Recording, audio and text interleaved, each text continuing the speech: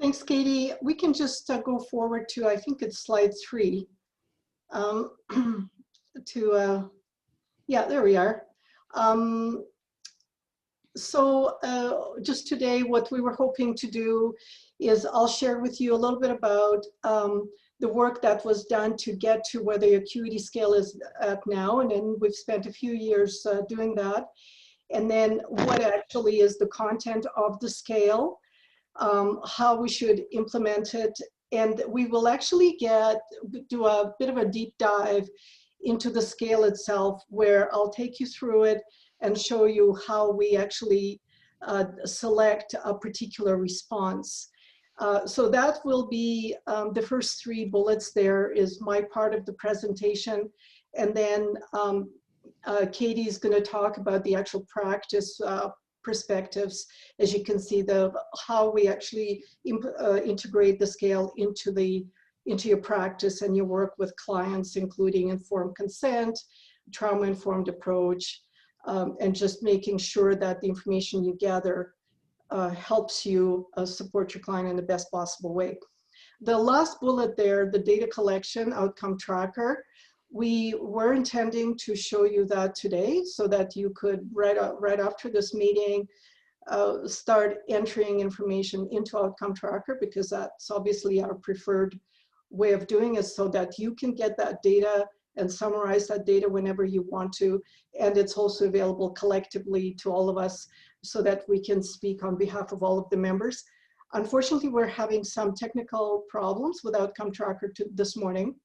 So we will try, if it's resolved before we're done, we'll do that.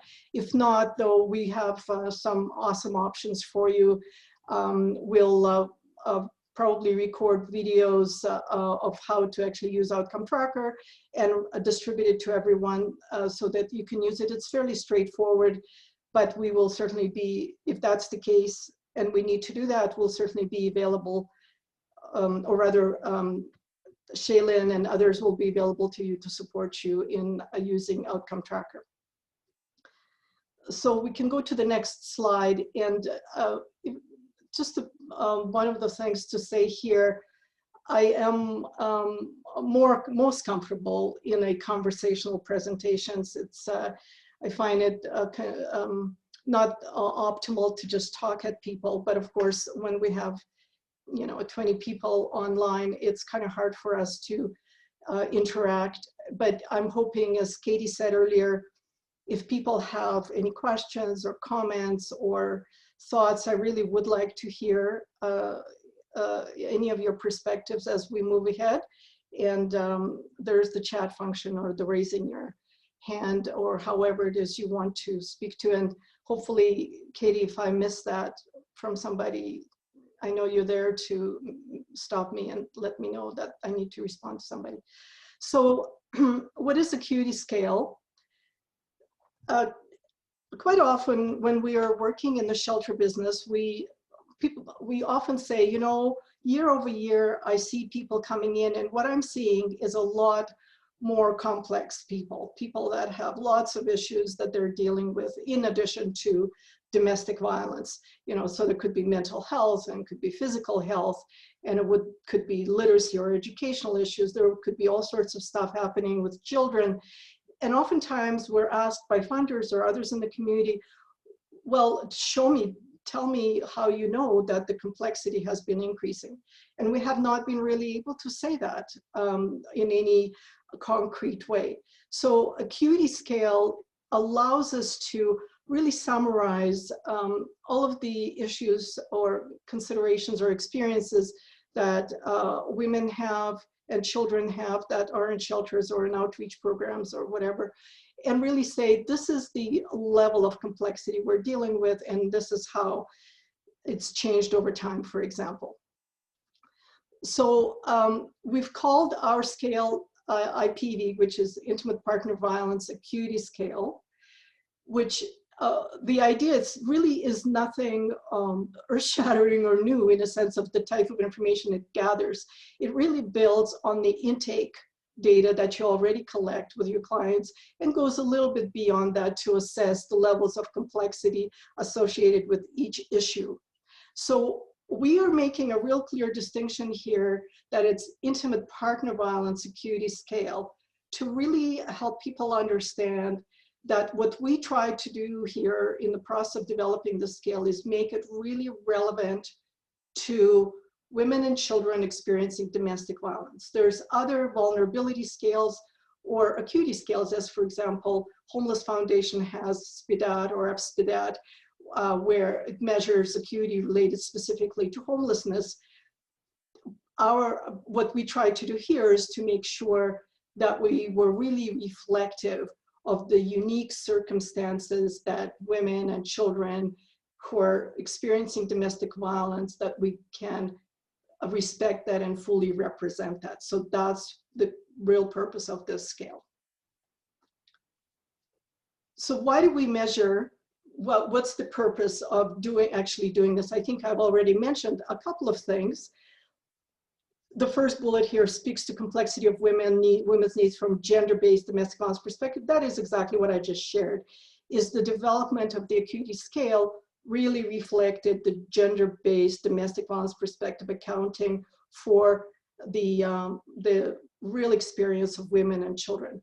Something that Katie's gonna talk about, and that informing service decisions and case planning.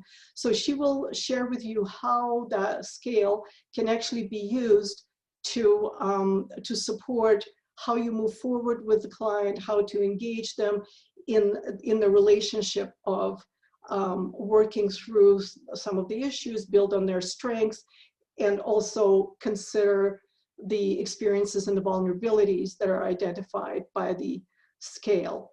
It helps, the acuity scale also helps you support caseload management. What does that mean? Well, in some programs, and I know in shelters also, individual staff have caseloads, right? So you work with a certain number of women. Well, so if you're working, let's say, with 10 women, and all of them are very, come with lots of vulnerabilities and lots of needs, that is a lot more work than maybe working with the 10 women who are not experiencing the same complexities. So the idea of acuity and measuring it really helps us understand our caseloads and how it can be distributed appropriately.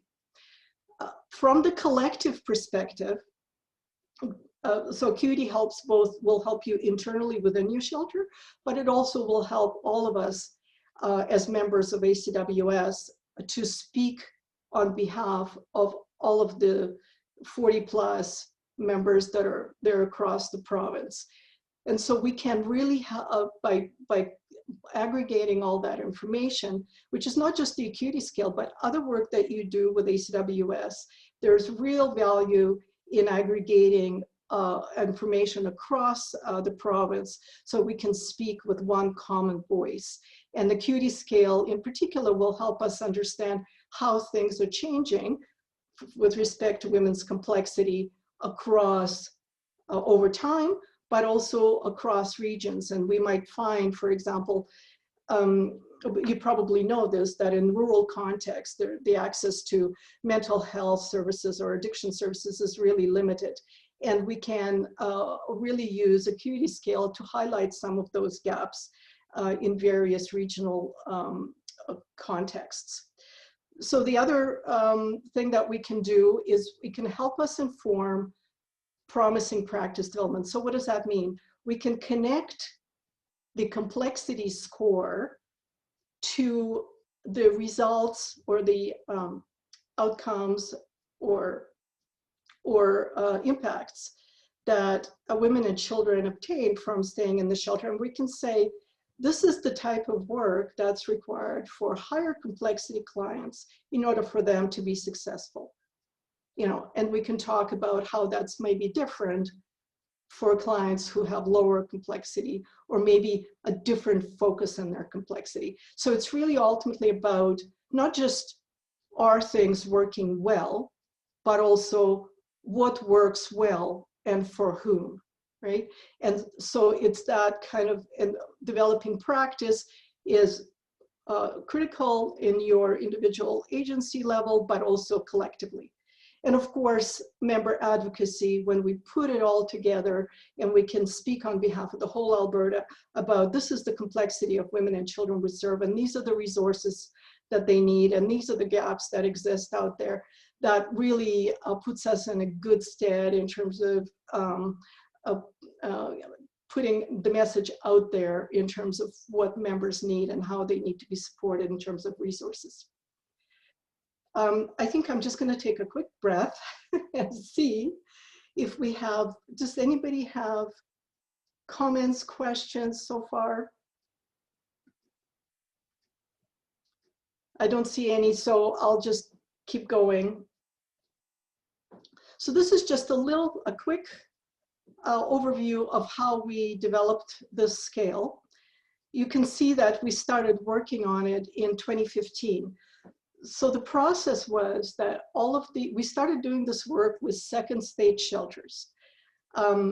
So we've come together with, I think it was 12 or 14 second stage shelters, and we really engaged them in the process of scale development. First step was go out there and gather up the research around what is being measured, what other scales exist, what type of issues really are important to be addressed when we're talking about complexity from the intimate partner violence perspective. Then we looked at our outcome tracker database to see what people were already collecting, because what we tried to do, and there's still that element in the current scale, is that people didn't have to, duplicate data collection. So if you've already collected something, it can just populate an outcome tracker for the acuity scale, and you don't have to re-enter information. So we were in the process of database review to ensure that there was that consistency. Then we've had several drafts and revisions based on our conversation with the second stage shelter directors. We did reliability testing. What that meant is we actually had case studies that shelter staff completed, several shelter staff completed over time, so that we can look at whether or not there were differences in, it's called Integrator Reliability. Essentially, are people completing the scale in a consistent way? Is it measuring what it's supposed to measure? And is it measuring what it's supposed to measure over time? So are we getting the same response to the same situation today as we would 3 months from now? So that was the first 2 years of the work. And then we actually started gathering data. This was on paper. So people were taking the paper version, completing it with their clients, and then just scanning it and sending it to us. And we did analysis using Excel and SPSS, et cetera.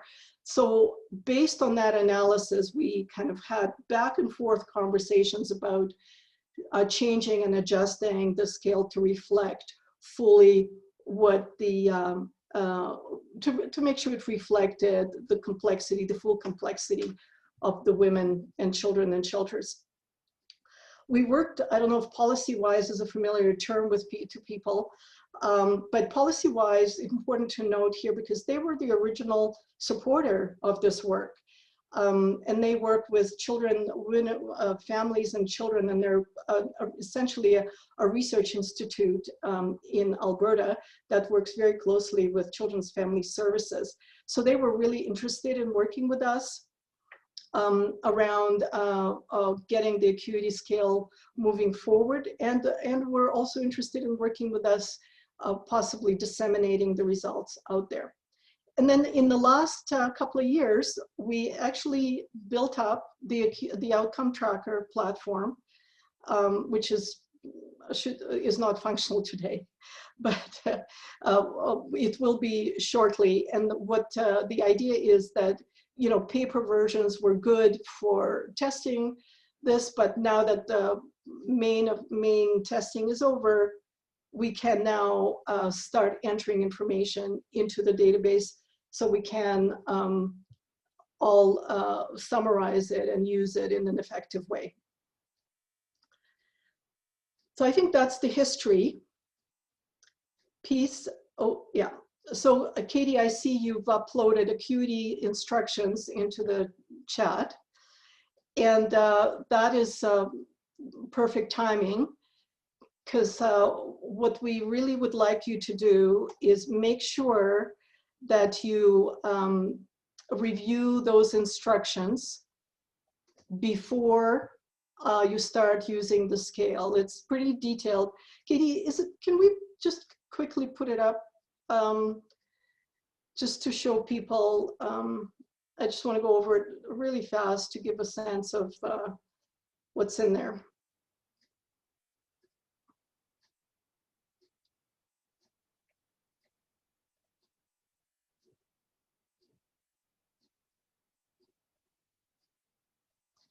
Thank you.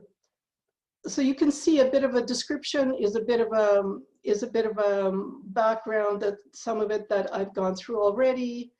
Then there's caveats for use, and that's what I'm going to talk about next. If we could just keep scrolling up, Katie. It's one of the things to say here that is in the PowerPoint, but actually it's not as clearly identified here. But this scale is not intended to be used for screening. So in the same way that we don't use something, a tool like a danger assessment for screening, we will not use this scale for screening. And that is because of the main idea for the work in shelters is, if women come to us and they say, I need the help, we take her at her word and we look to provide her with the help independent of what scores she gets. Okay, so thanks for that quick demonstration, Katie. The other thing that I could that I wanted to highlight on this slide is that this current version has been developed with second stage shelters, but we are now going to engage in using it or developing it in other contexts. So I know Katie is putting together a pilot for emergency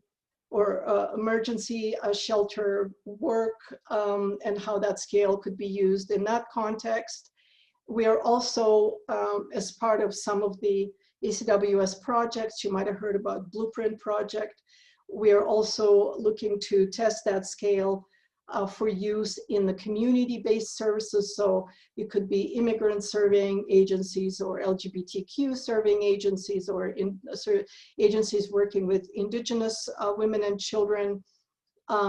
So that is the next step to this work that we feel is really critical, because in order for the scale to be truly useful, it needs to be applicable with all populations out there.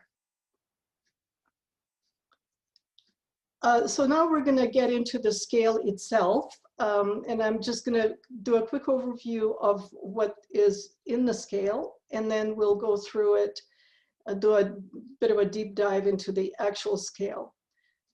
So the scale has 28 items divided into 8 categories. Each item has a score of 0, 3, or 5, so low, moderate, or high acuity. And the reason we went with 0, 3, and 5 rather than 1, 2, 3 or whatever is so that we could have a real this definition between low, moderate, or high acuity when we added it all up. So there are some limitations. If you're missing too many items, it can't really be scored. So just be careful to read the instructions before you go forward. So I think we have one more slide before we go to actual scale. So these are the, okay, so Katie is also uploading the actual scale on your chat, and we're going to look at it in a bit. But you can see that the categories reflect all of the, or main, what we thought in our development process were the main categories that define vulnerabilities or issues for women. So there's safety, poverty, whether or not there are supports, housing stability, mental health, etc., physical health, children, and system involvement. So now we're going to actually look at the actual scale.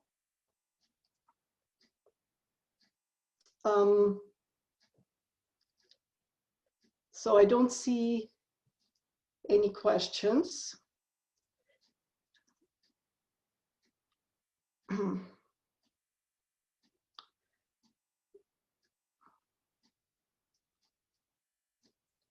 So what you're seeing is the paper version of the scale. So whether or not you decide to enter your information on paper or in this version, in the Word version, I suppose, or directly into Outcome Tracker, that really depends on the processes within your agency, you know, and if some agencies really go paperless,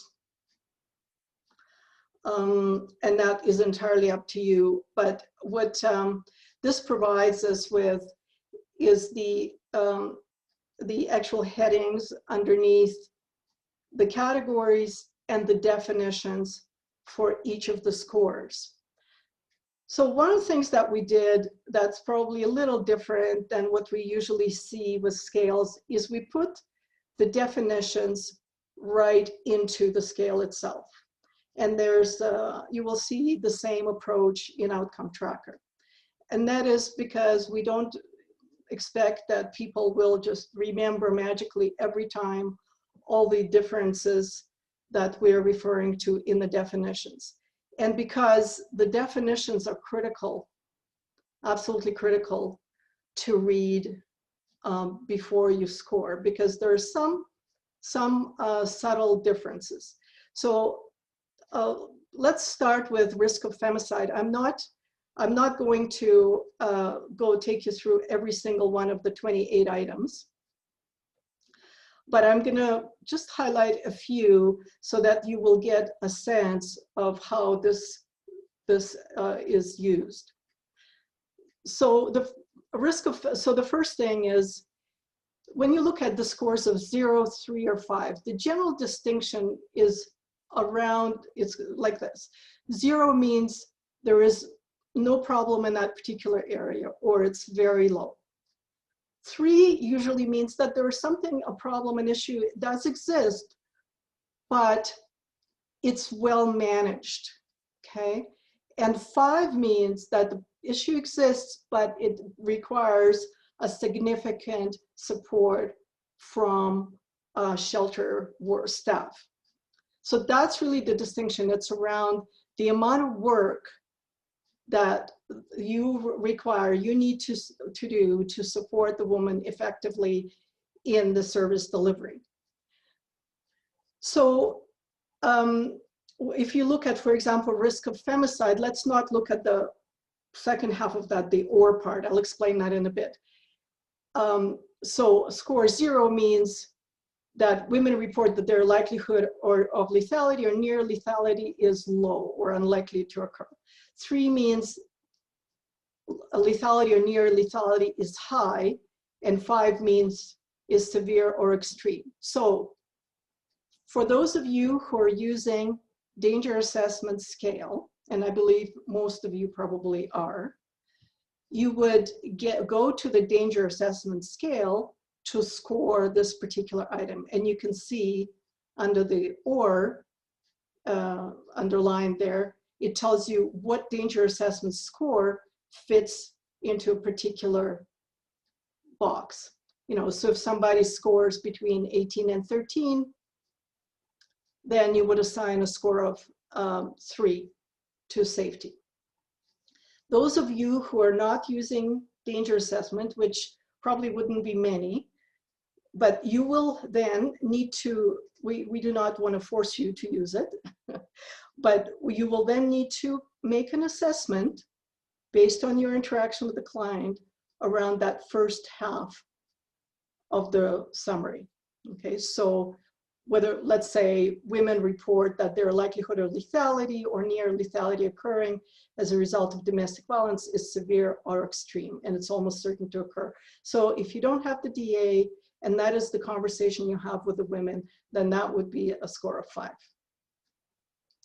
So just to say that we have a few items in the scale that are like that, in a sense that they rely on other tools that many members are using. One is PSI, another one is Dbsa, and again, there's always an option. If you're not using those scales, there's always an option for you to make an assessment based on the description that's provided here. So for example, if we look at number 3, engaged in staying safe, you see that, again, you have the or section. That is for those of you who actually use the Dbsa, which is Domestic Violence Survivor Assessment. And then if you don't use it, then you will refer to the description that's here to assign 0, 3, or 5. So let's move down. I'm just going to highlight some additional ones as we move ahead. So let's take financial situation. So under poverty, we have financial situation, education, some couple of others. So financial situation, 0 means no concerns or a low level of concern. That doesn't require shelter staff assistance again. Shelter staff assistance. Adequate income is available or about to become available. So you can, and then the second part is that there is some concern. There are some resources, but it may not be fully available. And there's some assistance that's required, right? So again, we're connecting this to the amount of work that's needed to support the woman. And then number 5 would be very serious concern due to or very low income and no other financial resources. So there is remember I was saying how we worked very hard to build this consistent with what's already existing in Outcome Tracker in terms of information that people gather at intake. So there is, at intake, there is a field, some of you might remember, that actually speaks about women's assessment of her financial situation. And so there, oh, we flipped out. We still need to, yeah. So there you will find that it's women's perspectives on how challenging the issues are, right? Which is really what we're interested in here. You can see with education some of the similar type of distinction. So if somebody had completed high school and has some partial secondary education, not an issue. And then you kind of keep going to the higher level where there is lower education, because we make an assumption that that creates some issues. But you know, the other thing we tried to do, so education by itself doesn't tell you the full story, obviously, because somebody may not have high school but be quite well functioning. So what we added is this English and basic literacy piece. So that really gets at the distinction that we have, let's say, with immigrant clients or just clients that require some literacy support. So we try to be reflective of the diversity that exists out there. And so some of these items really try to connect to individual issues and really get at things from different perspectives. So transportation is another issue that is added here. And that is, people, when we were developing the scale, felt that that was critical when we're talking about somebody who is seeking to move into stability out of domestic violence. So you can see how that's breaking down also between 0, 3, and 5, and whether or not there is access or no access to transportation. So we can move further down, and I'm going to highlight a few more. So supports in place talks about personal or informal support. Sometimes people talk about that from perspective of natural supports. And you know, this is not only about the number of supports, as you know, because you can have supports that are not very supportive or effective. So it's really about people who are there and function in someone's best interest. And so that's another distinction we made here. The connections with professional supports, because we know as members, as shelter service providers, we are not going to do absolutely everything that someone needs. And so we do need to ascertain the degree to which women are engaged in professional supports and what needs might there be to make those connections. Okay, so let's keep going. I just want to go to number 10. I think that's really critical point here.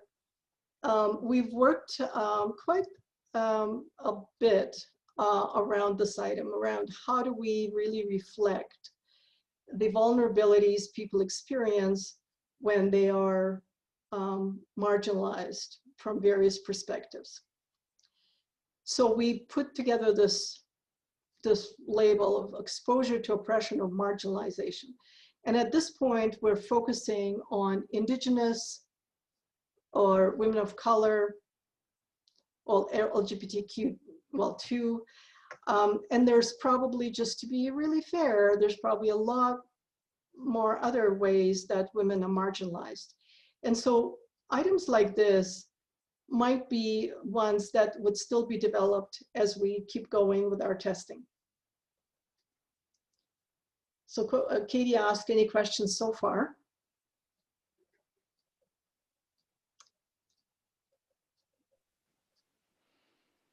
Just give people a couple of. I just wanted to see if everyone, if there are any questions about the kind of either or pieces that you brought up previously around using a specific tool or just the descriptions, or if any of these categories people wanted to look a little deeper at.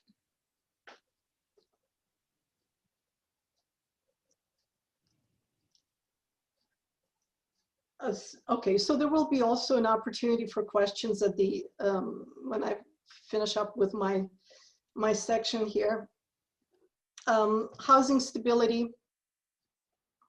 Some of this probably looks familiar in terms of types of housing that we look at. Thanks, Cara, so no questions. And we're, again, so short-term housing or surfing, couch surfing, or, you know, homelessness, those would all be a score of 5. But then you work downwards to if she does have permanent housing. One of the things about type of housing that was a little bit interesting or challenging for us is with second stage shelter. I think 70 or 80% of women are referred from emergency shelter, right? So in most instances, this is going to be a score of 5, just because they are coming to you from an emergency shelter. And then, of course, number of times moved residents. Most of them would have a score of 3 because they probably would have moved at least a couple of times, and a score of 5 if they've moved multiple times. Okay, so there's a comment. I just want to read that from Natalie. She says, I appreciate the adding of or, as our clients do not always fit in the questionnaire. This makes the Acuity much more user-friendly. Absolutely. And I think thanks for that, Natalie, because it's not necessarily that you might or might not be using the DA, because I think you rightly point out that even if DA is something that's used in your agency, it might not be applicable for absolutely every client or used with every client. And so then we make sure that this allows us to still understand the safety, their safety experience without having to complete this additional tool, which might not be relevant. So women's mental health, wellness, and trauma is a fairly significant section, as you probably know from your work that domestic violence is very likely culminates in some post-traumatic stress disorder and trauma and other trauma and mental health issues, and also, of course, injuries and physical health, and which we will talk about later. So it's really critical for us to understand the full scope of the mental health issues. And it's not just about, mental health concerns, as you can see in number 15. It's also about their history of abuse as a child, their history of abusive relationships, mental health, as I had mentioned, and the suicide risk, and I think there's one other, and addiction, right? So one thing to say, and that oftentimes people raise a question about mental health, where they might say, well, I'm not a psychiatrist, I cannot diagnose people. So if you can look at the definition there, it is really about personal reports or your observation. So what's really critical here is that we are not asking people to diagnose anything. This is completed together with a woman. This is completed from her perspective and also your observation. And so if you do not think that there is a mental health concern, you're not seeing anything that strikes you as a potential mental health concern, then you would not speak to it. But that's really important, that we are not expecting you to diagnose people. It's really self-report, ideally self-report, and then in conversations with you and your observations. And so that's what we try to do here throughout this document, that the definitions are as clear as possible, that you don't have to really extrapolate too far from what you're seeing or from what the woman is sharing with you. So we can move forward. So physical health, as we've talked about, the physical health is a really significant issue for sure. And here we talk about various physical health issues, and it could be acute conditions that might have emerged and are there over a brief period of time, or long-term conditions. You can see the diabetes, arthritis, etc. All of that, as you well know, can certainly add the kind of wraparound supports and referrals and work that women require. So that's an important part of complexity that we have to reflect on. So of course, injury is another important issue. Pregnancy, and here we've done something a little bit different, because we're talking about history of high-risk pregnancies and medical problems associated with pregnancies, so that we do not omit that's very, very important contributor to vulnerability. So children, so this section speaks to all things around children and what complexities and vulnerabilities children have. So I need to back up a little bit and tell you about this section, because it used to be that we only talked about children that were admitted to the shelter. And so then all of the scoring had to do with only the kids that were there and that the staff were working with when the woman was in the shelter. But then through conversations and testing and staff review, they said, even if children are not in the shelter, we're still needing to do quite a bit of work to support women for, reconnection with children, some of the custody issues, some of the visitation issues, and all that work that still is required, even though children are not in the shelter. And so that is why you will see under these definitions, it's about any children. So if you look under number of children and score of 0, is the woman does not have any children either residing with her or residing elsewhere. And we added here also, or her children are adults. And so this whole section will be related to any child who is not an adult, whether or not they're in the shelter or elsewhere. And so the first one speaks to the number of children, you know, with the assumption that more children means more complexities. Age of children, you know, that was the background to that was all that research of the brain development for 5 years of age or younger, right? So there's, we really need to pay attention to kids who are very young, and that's why we're assigning the more higher score to the instances when the children are under 6. And then of course you see child mental, behavioral, physical health concerns. So this is huge, as you can well attest to. And we did try to summarize it all in this one place, but this could be another area where maybe additional development is needed, because I know many shelters are already or maybe planning to work quite intensively with the children, right? The idea being that we're no longer where we were historically, where the child was an attachment to the woman. Instead, the child is a client in their own right. And so in the same way that we're assessing the acuity of the women in this tool, we might need to pay more attention and be a little bit more comprehensive in terms of assessing the children and their vulnerabilities as well. So this is something that we could also work on developing. And then of course, child's exposure to violence, you can see that, of course, if children are exposed to any kind of violence, it adds quite a bit of trauma and something we need to address. So, parenting stress index.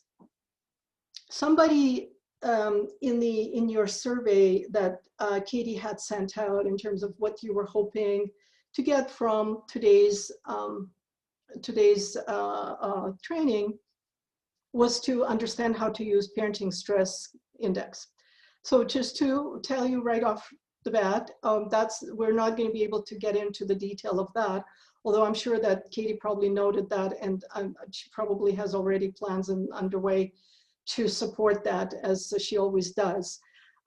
So please, if people are interested in getting additional information or training about PSI, please let Katie know, and that'll inform her future development of training on that end. So parenting stress scale here in the scale, again, you see the or, and you see the and here as well. So essentially the or is there if you actually use PSI, Parenting Stress Index, with women who have children in your shelter.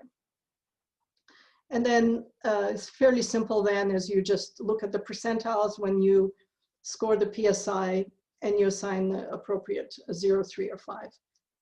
If you do not have, if you do not use PSI, or you do not have the PSI, so then you're looking at the definitions.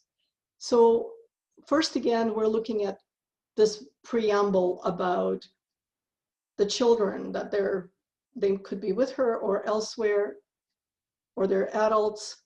So that's the thing that is consistent across all three. And then the end really summarizes what we're trying to get at with respect to parenting stress. And it's really about how women feel in their role as parents and the amount of stress that they experience.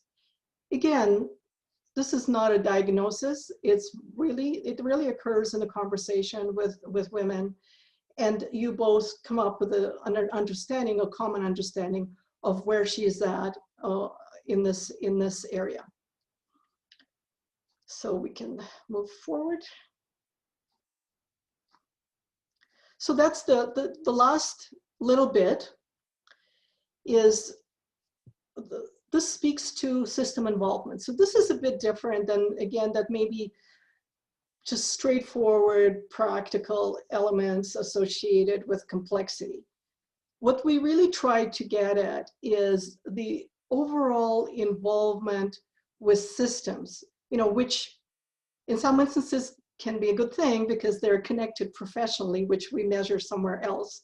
But in this instance, the assumption we're making that if they're involved with these systems, it's a reflection of additional vulnerabilities, additional challenges, and additional work that the support workers need to be cognizant of. So you can see immigration status. So here we're looking at what their status is. What's interesting about that one is that we had originally had refugee that was the most complex score. And people said, you know, that's not really true because there's more issues actually when somebody has no status, right? And there's a lot of, because they obviously don't have access to resources, so there's a lot more work that needs to happen. And so that was one of the shifts that we've made. And then legal issues. So if there are any, again, custody, immigration, any kind of court-related issues, we are assessing that as well. And then overall system involvement. So if there's, you know, you can see we've identified the big systems: child protection, income support, justice, health, housing, education, or immigration. And then we're asking you to say, you know, how many of these systems that she's involved with, and that, and base your score on that. So again, just to bring you back to the scoring, maybe we can go back to the slides now. Once you enter this into outcome tracker, yeah, this one, thank you. Once you enter this in outcome tracker, it'll actually produce an Acuity score, a total score. So it'll do all those calculations, accounting for the missing questions, etc. And then the score gives you this 4-way breakdown. So if the score is 0 to 41, it's then no or few issues are present or well managed. Moderate means many issues are present, but most are well managed, just like I was sharing with you before.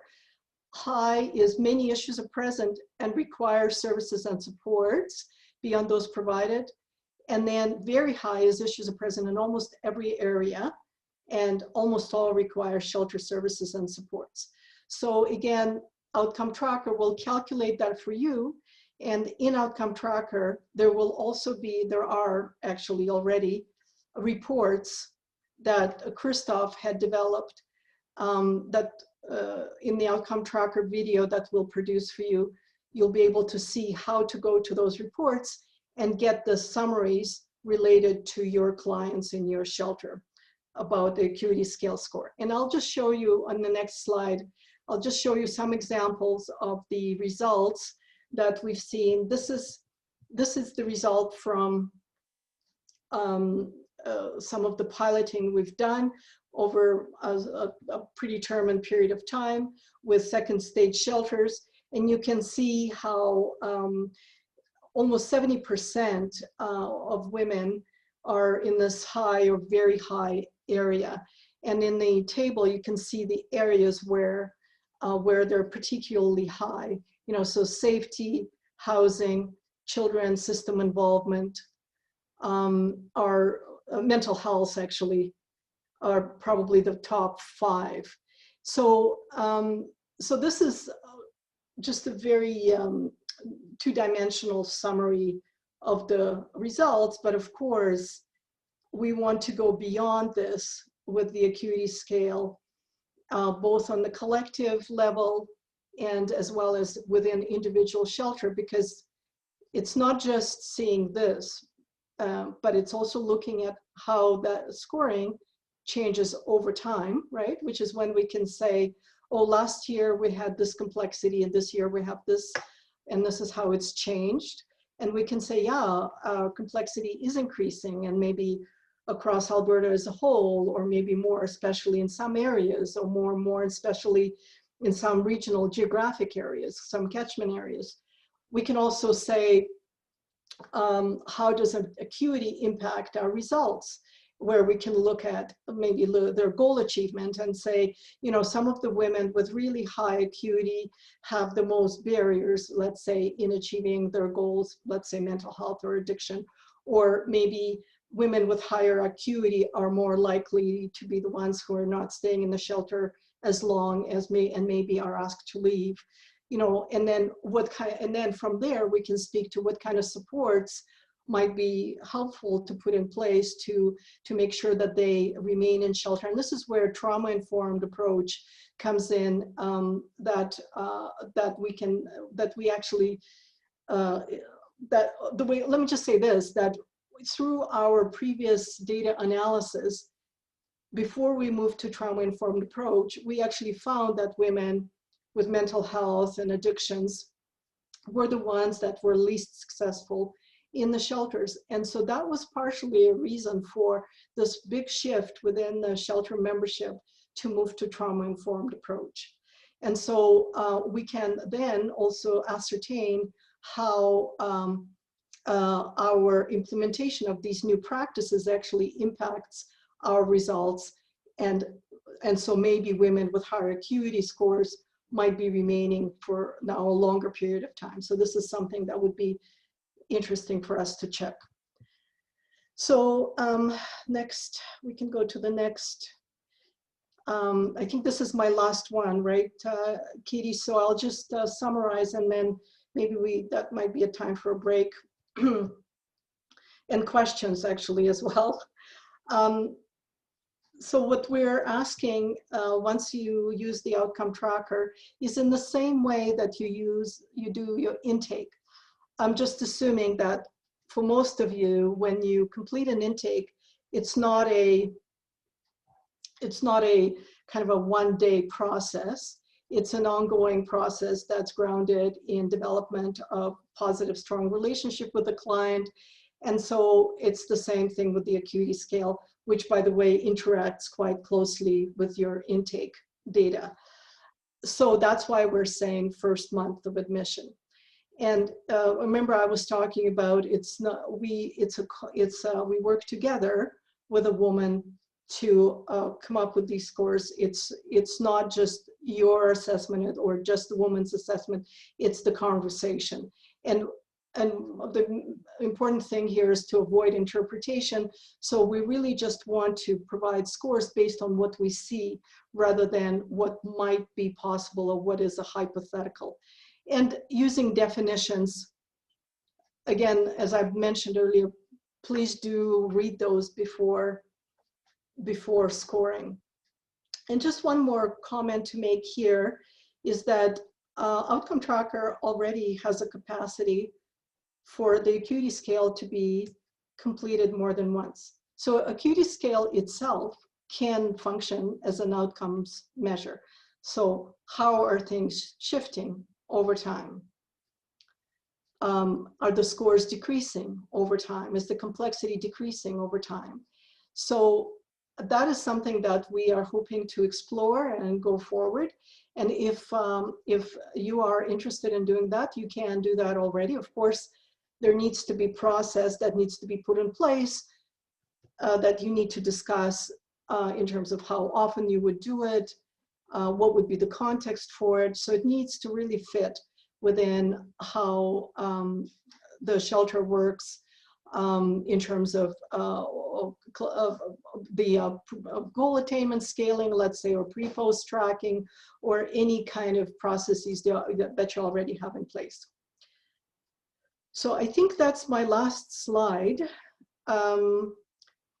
So I guess, Katie, we could just say people can take a break or people can ask questions or both. What do you think of that?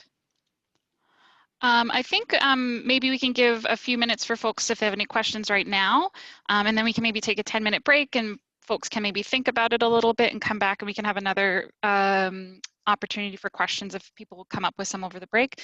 So I'll just open the floor up now. So feel free to unmute yourself if you have a question or type it in the chat box and we can answer it. It could be about the contents of the acuity scale itself or the background history, kind of anything that we've just spoken about.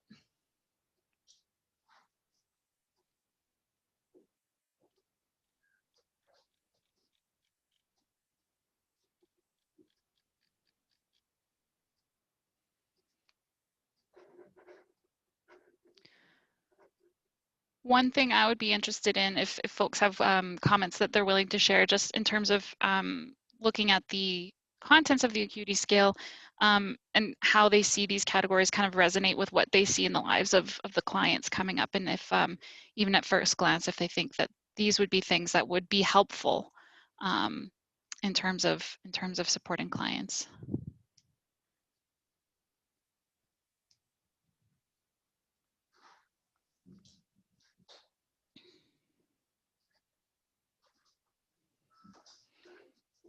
Oh, there's a comment from Natalie saying, I did not know you could do the acuity more than once, so that's helpful.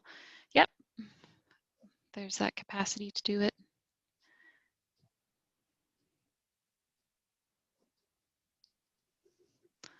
Well, Katie, what about, I wonder if people are surprised about anything that they've heard?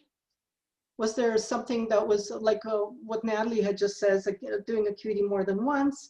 And I think there was another comment earlier on about, you know, adding this or option for using instruments, additional tools. So is there, did you hear what you expected to hear, or was there something new for you today?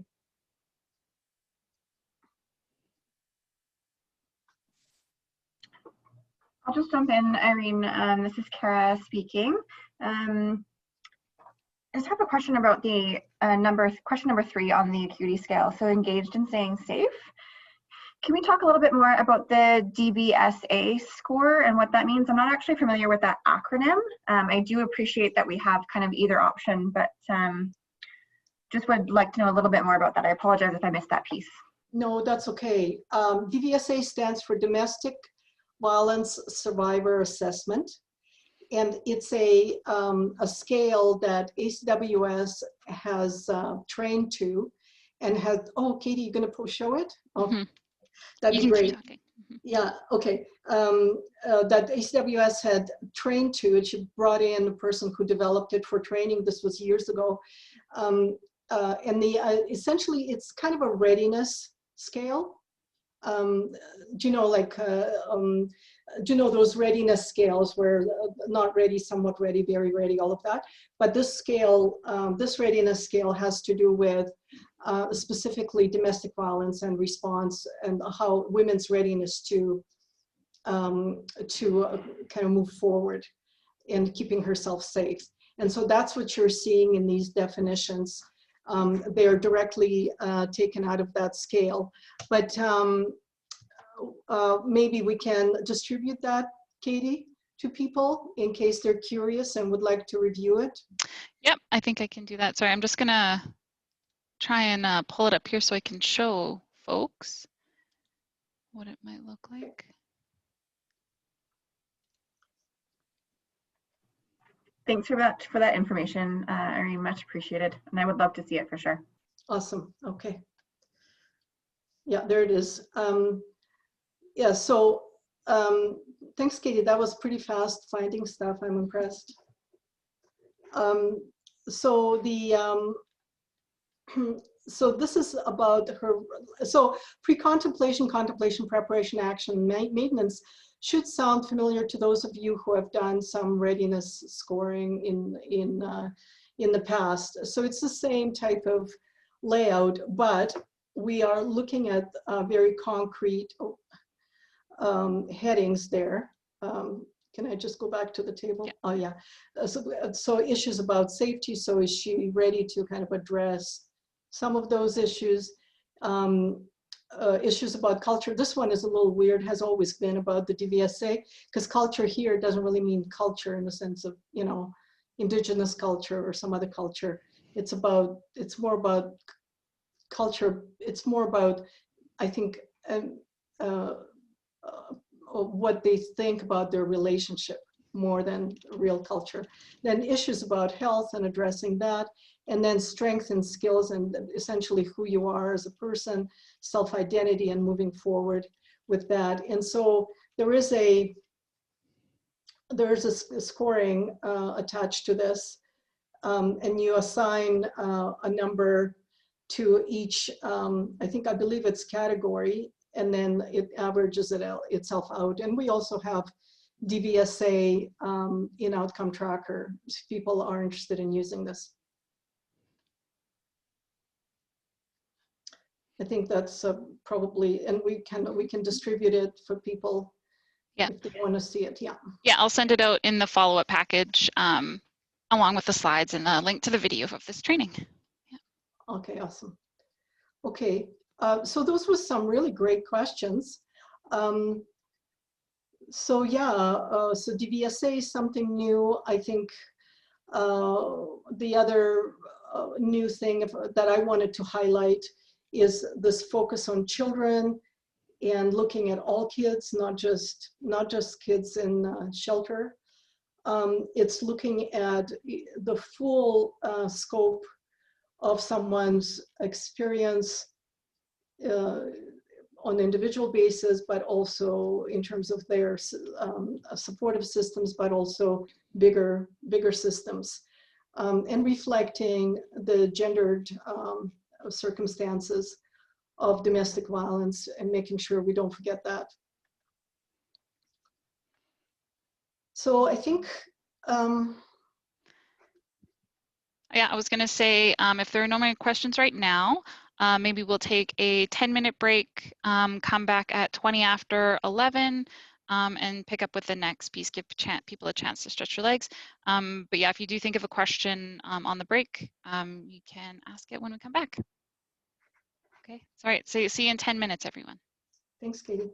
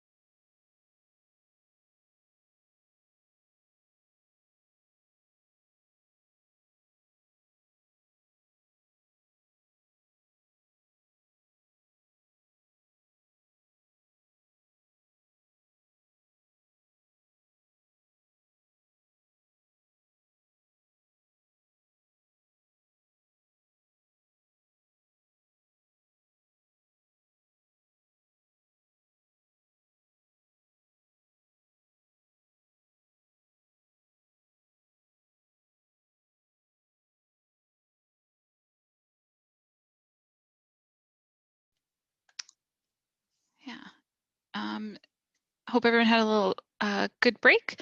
Got to stretch the legs a little bit, maybe got some refreshment. If there were any other questions about the first half of the presentation, about the content of the Acuity Scale tool,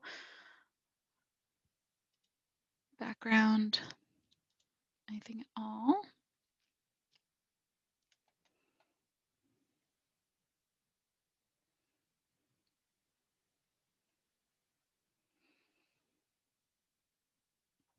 All right, so seems like it's pretty clear for folks.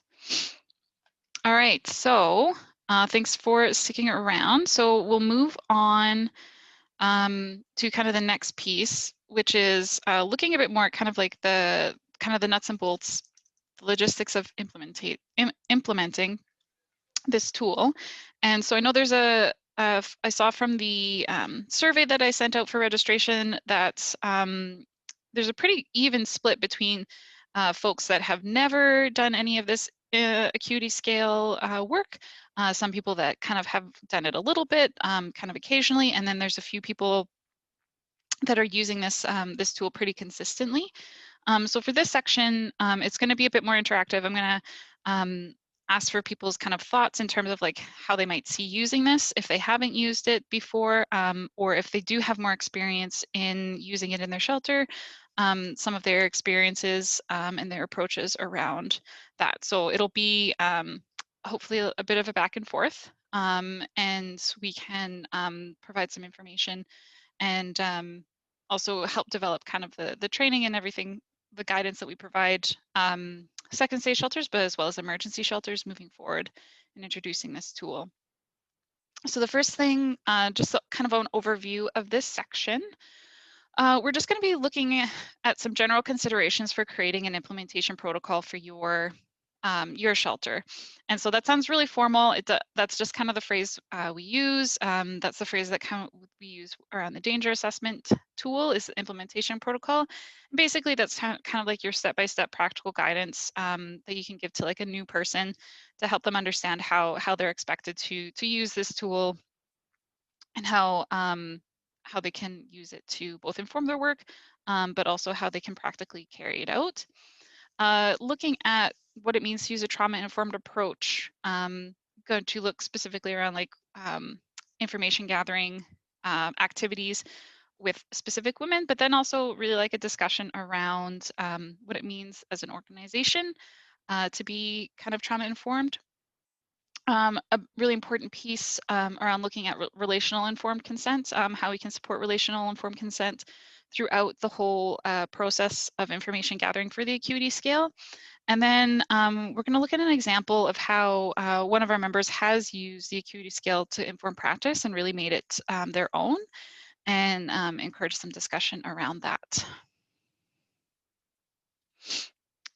So our first piece around the implementation protocol is thinking about how it fits into your current shelter practice. So an implementation protocol is really supposed to be kind of like a super practical guide for completing the Acuity Scale or any other kind of tool or process or procedure that you have. And so generally you look at the 5 whys and the how that can really kind of help you inform or improve your implementation protocol. So maybe you've been using it for a while, you know, it's working, maybe it doesn't seem to be living up to its full potential, or there's some confusion or there's some inconsistency around how it's implemented between staff to staff. So having that implementation protocol can really help improve the consistency of the data collection. And so then hopefully that will also help improve the consistency of the experience of the women and provide some guidance and for staff and make it easier for them to do the tool properly. So the first question is always why. So looking at why your organization is using the Acuity Scale and why you're using it with that particular client. And so I think that's really the essential question to have clarity around that purpose so that it can be communicated with staff and clients. And so all those reasons Irene talked about at the beginning around, you know, case management, around finding the proper supports, around communicating levels of acuity, around kind of finding the focus around what's kind of the most acute and the highest needs for clients, as well as some of the higher level things like looking at trends over time, looking at trends across the province, and being able to inform best practice. So if you can understand the why of the acuity scale, why it's important to your shelter, to the women, it's a lot easier to get staff on board, get women on board with completing it. The next one is the who. So like, who will complete and use the information? So our suggestion, you'll see this in the instructions, is that we recommend that you use it with all women currently in your shelter and any new women that are admitted in the future, including women without domestic violence concerns. So I know some members do admit women that don't have domestic violence concerns, and so this is a tool that we suggest and recommend that you can use with them as well. And then, so not just who you'll use the tool with in terms of your clients, but also who will have access to this information in your shelter, and who will actually be doing kind of the data collection activities, implementing in or inputting into outcome tracker, kind of keeping track of if this is fully completed or not. Is it going to be a job for a specific individual, or kind of a job description like a crisis worker or a counselor, or will you have a team approach? And this is something that can be really individualized, fit your shelter context, and really will depend on how you work kind of on a day-to-day basis as well. The next question is kind of the what. And so this is kind of the nuts and bolts of it. This is the really practical kind of logistical thing. So like, what materials will they need? What knowledge, what skills, what attitudes? So are you going to do it on paper, on outcome tracker? Are you going to do it on both? And also looking at, in terms of like knowledge and skills, so will there be extra training necessary for your staff? So you do training specifically on Acuity Scale. Do you maybe need some DA or Dbsa training? Do the folks that, will the folks that will be gathering this information need a bit more background around trauma-informed practice? Do you need some outcome tracker training? So these are kind of both kind of one-on-one, like in the moment, I'm doing this with a client, what do I need? As well as kind of organizational considerations. And so some of these will be applicable to you in your position. Some of them will be more applicable to potentially managers or team leads or supervisors. The next question, when it will be completed. So Irene pointed out that this should be done within the first month of a client's stay in your second stage shelter.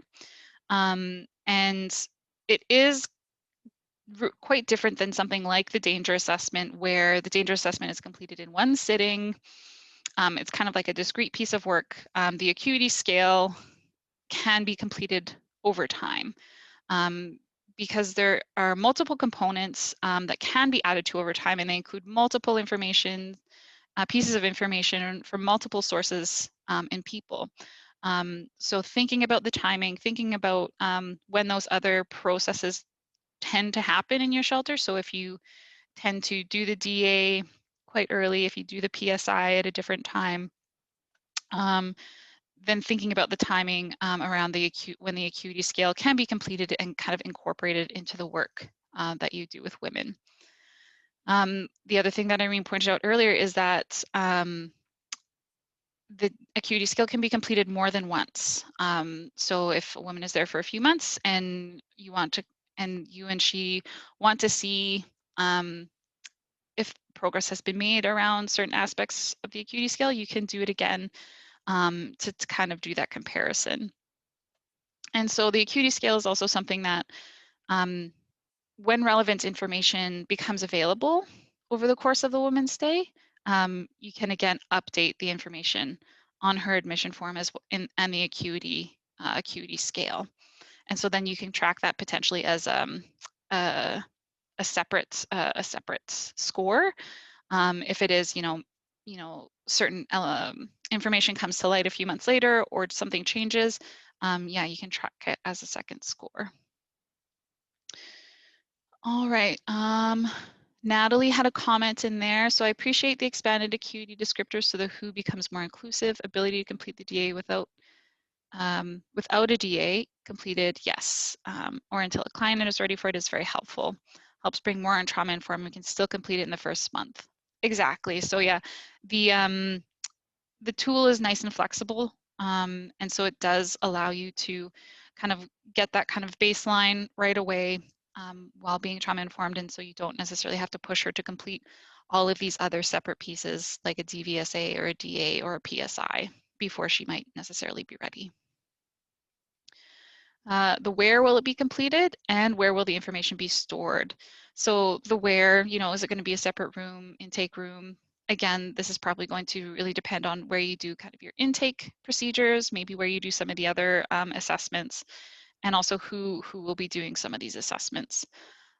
This also points to kind of the privacy and confidentiality considerations around just communicating with women how, you know, you protect their information, you protect their case files. It doesn't necessarily have to be anything extra that you do in terms of communicating how you support the privacy of this information that she's sharing with you. Yeah. And again, the how. So this is probably kind of the bigger piece that kind of we'll look at too. So so how will the information be gathered, used, shared, and protected? So as Irene mentioned, the scores and the information that you gather should be based on yours and the women's assessment of her situation and determined over the course of the service provision. So it's based on the assessment. The assessment is based on the information provided by the woman.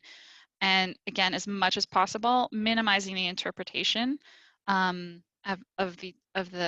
her situation. So it really is self-reported. It really is about getting information directly from the woman herself, as opposed to interpretation or assumptions or hypotheticals. And this is also gathering information for the acuity scale might be a little bit more complex if you have to pull information from different people and different sources. And so thinking around strategizing how this can be done efficiently. If your team has, you know, team meetings or does case conferencing, how can you integrate the acuity scale pieces into those practices that you already do, so it doesn't necessarily become an extra piece, an extra burden, that it fits in really seamlessly with how you work already. And then thinking about how it will be used. So how can we use this information for helping clients, getting them the supports that they need, making those referrals? How can it be used for watching trends, not just in our own community and in our own shelter, but in a broader, broader province-wide perspective? How can it be used to inform programs, inform partnerships that support the clients that you serve? And then again, how will it be shared? Again, thinking, how will it be shared with the client themselves? How will you communicate to them kind of the learnings from this tool? How will it be communicated with other staff? Again, that's going to be thought about in who has access to this information, who needs access to this information while maintaining confidentiality and privacy. And how could it potentially be shared with other service providers that might benefit from this, again, while maintaining that privacy and confidentiality. And then how will it be protected? So generally, it will probably be protected in the same way that you work with your clients around protecting their case files in general. So I'll just take a pause now and see if there's any questions before I move on to the discussion. So I was hoping with this, at this point, that we could take a pause and kind of look at those kind of 5 W's and the how, and kind of get some feedback from you in terms of your thoughts on kind of the when, where, how, why, who, what, of implementing the danger assessment, or sorry, not the danger assessment, the acuity scale. So I'll just pause and see if there's any questions. You can type them in the chat bar. You can unmute yourself.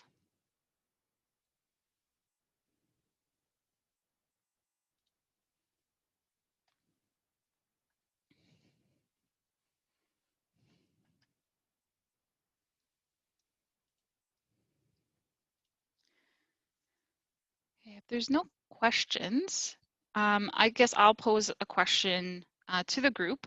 I would say from this presentation so far, what do you think is the biggest why that would motivate you as an individual or as an organization to use the acuity scale? What's the biggest why for you right now?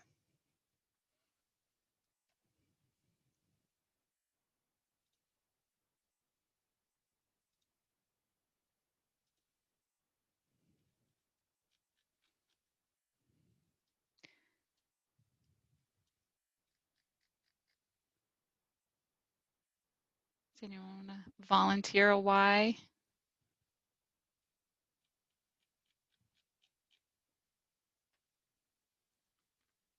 Okay, thanks, Nikki. To improve services.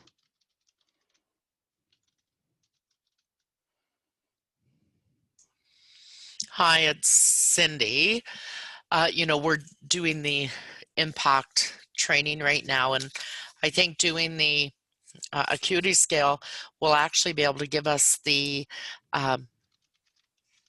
quantitative numbers as to the supports needed when we're working with people with complex needs. Many times we have the stories and we're identifying it, but I think the scale will help us actually put those quantitative numbers in, like the one data circle that you showed that, you know, 48% had high acuity, right? So that's going to give us for our funders and for, you know, the work that we do, it will actually validate those numbers. So that's all. Thanks. Thanks, Cindy. I'm getting some more in the chat now. Sorry if I'm misspelling.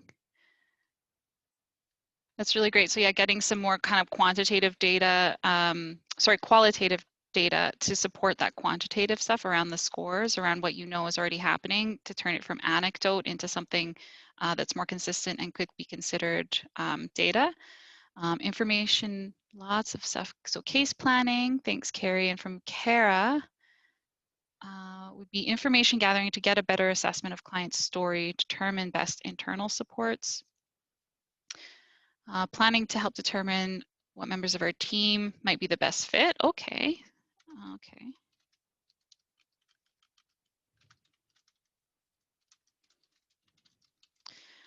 Great. These are really great. Internal supports for the family client, more detailed information. Thanks, Rita. Natalie says to have an understanding of where we can improve in our supports and not be focused on a score, but rather the information and where we can go from there. That's great. Not necessarily focusing on the score. Support with appropriate goal planning from the start. Perfect. So these are really great, and you can continue putting them in the chat. And I'll save this chat too, and we'll share these slides so folks can see what everyone else has said. So for the next piece, when looking at implementing, thinking about the who, whether it's kind of clients that you think this would be particularly helpful for, or even thinking about your particular organizational context and the who in your organization that you think would be either the individual or the team that would implement the acuity scale.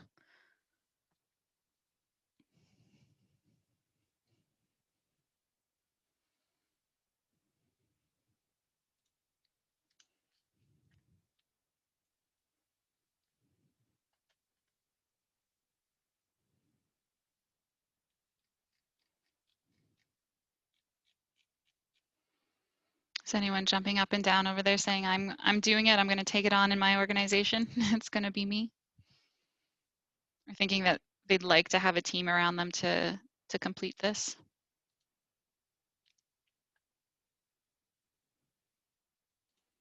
So our second stage coordinator is from Sylvia.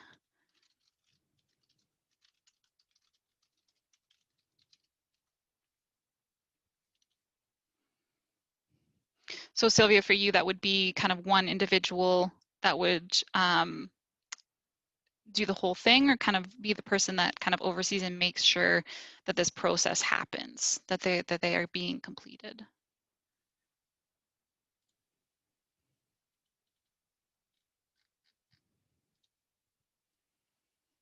Do you feel comfortable unmuting yourself and expanding on that, Sylvia?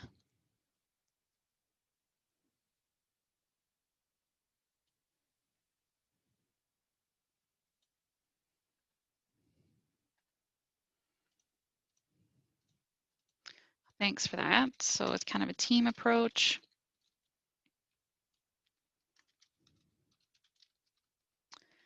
Beautiful. And Natalie, great detailed explanation though there. Continue with each key worker would do their individual clients and be able to, with the client, directly support with their needs. More trauma informed than the client continues with their key worker. Yep, that's great. Second stage staff team down in Mountain Rose.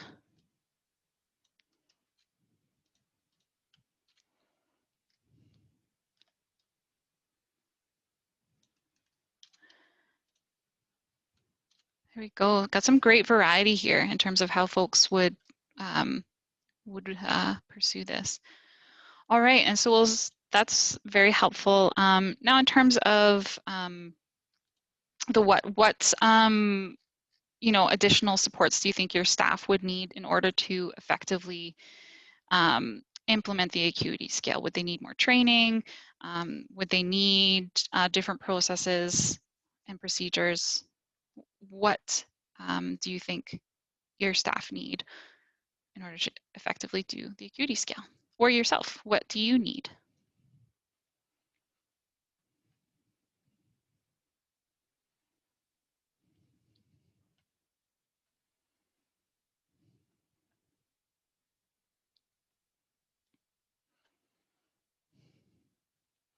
Time, Cindy. That's a big one, right? That's always the biggest one. Yep. Access to Acuity Scale and Outcome Tracker. Great. And I think I did get a message that our Outcome Tracker is working, so we'll be able to take a look at how we can do that on Outcome Tracker. Yeah, one of the biggest challenges is time. So thinking through how this can be a tool that doesn't take up too much more of your time than it needs to, or than you already have. PSI, I can send some of that stuff, information in the follow-up. Great. Implementing it into your checklist. Okay, so you're thinking actually about what needs to happen, so what actions you need to take in order to get it into your regular processes and procedures.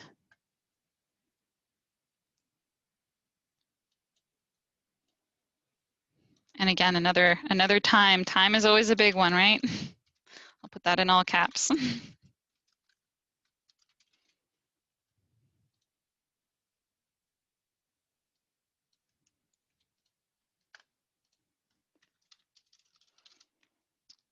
Great, these are wonderful. All right, so I think we have some great places to start there, and we'll move on to the next one. So when thinking about the timing,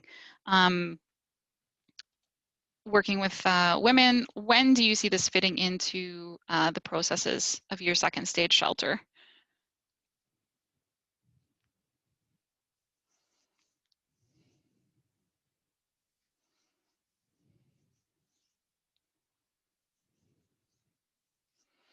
Can even be specific, like, maybe we'll do it at the same time as intake, maybe we'll do it at our, weekly staff meetings, or at our monthly case conferences, those types of things.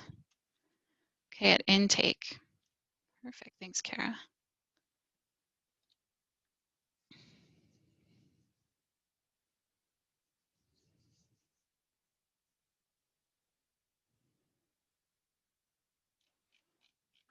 when can we find the time to support this processor on the acuity scale?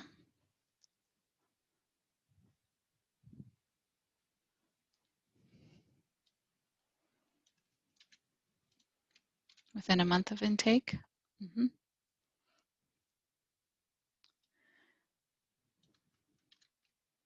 Oops.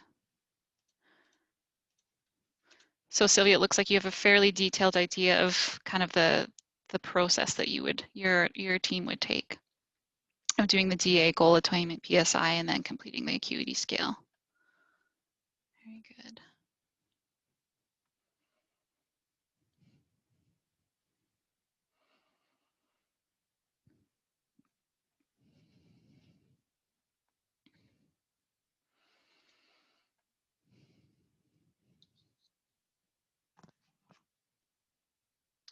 Great, and then let's think about kind of the where.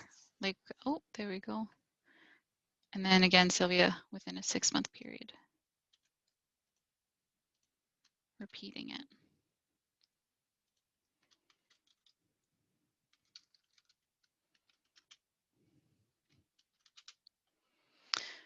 And thinking about the where, again. Oops.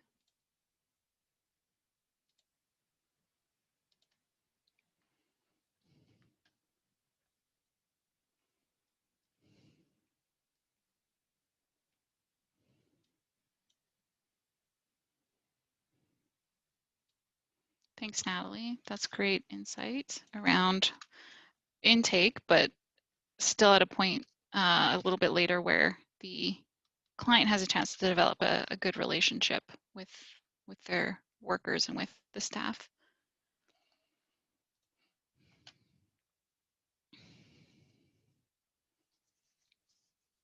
Okay, maybe the where. Where can we do this? On-site, one of our common areas, COVID dependent, yep.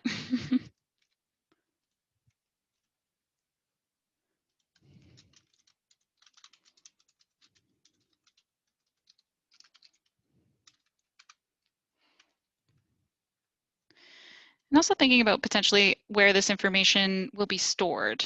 So will this be on a client's case file where all relevant staff can have access to it for that information? Where would this information kind of be discussed with other staff as well? That's something that we can consider in the where portion.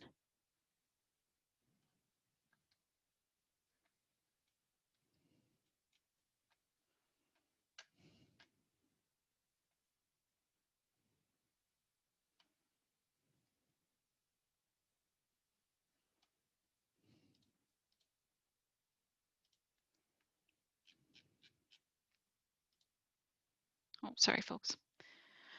All right, let's move on to the why, or sorry, the how. So thinking about, again, how will this information be gathered, used, shared, and protected? So maybe we can focus on how it will be used, because the gathered pieces kind of come together in the other considerations. But like really thinking about how are we going to use this information once we have it? Like, what will it be used for? Inform referrals, develop case plans.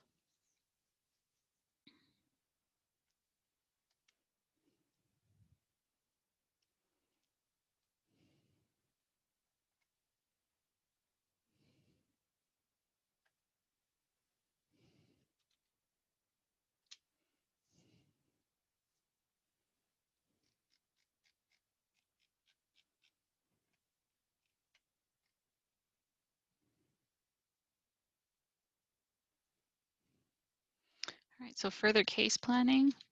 Thanks, Sylvia. Go back and reflect on the goal attainment. Yeah, so in conjunction with the other tools as well. Yeah.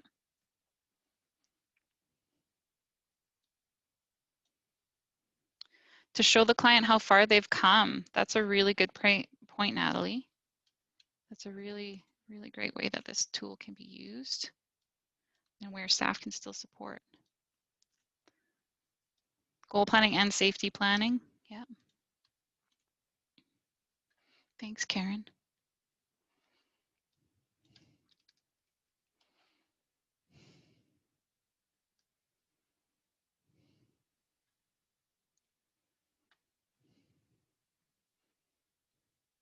Great, these are really great suggestions. So if you think of any more as we continue to go through the presentation, let me type them in the chat box, however you want. But I'll move on from this for now.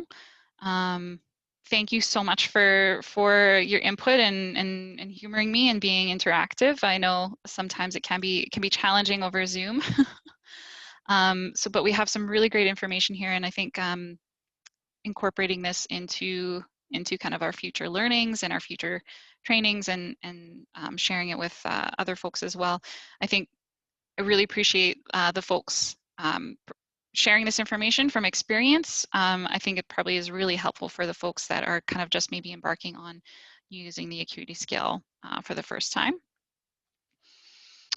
So next we'll look at kind of the trauma-informed approach with clients. So I think most shelters across the province have switched to trying to be more trauma-informed, and so we'll look at it. We'll start off look at it kind of at the individual client level, and thinking about how trauma impacts how we interact with clients, kind of one-on-one, especially when we're doing kind of information gathering activities that could potentially bring up painful or disturbing memories.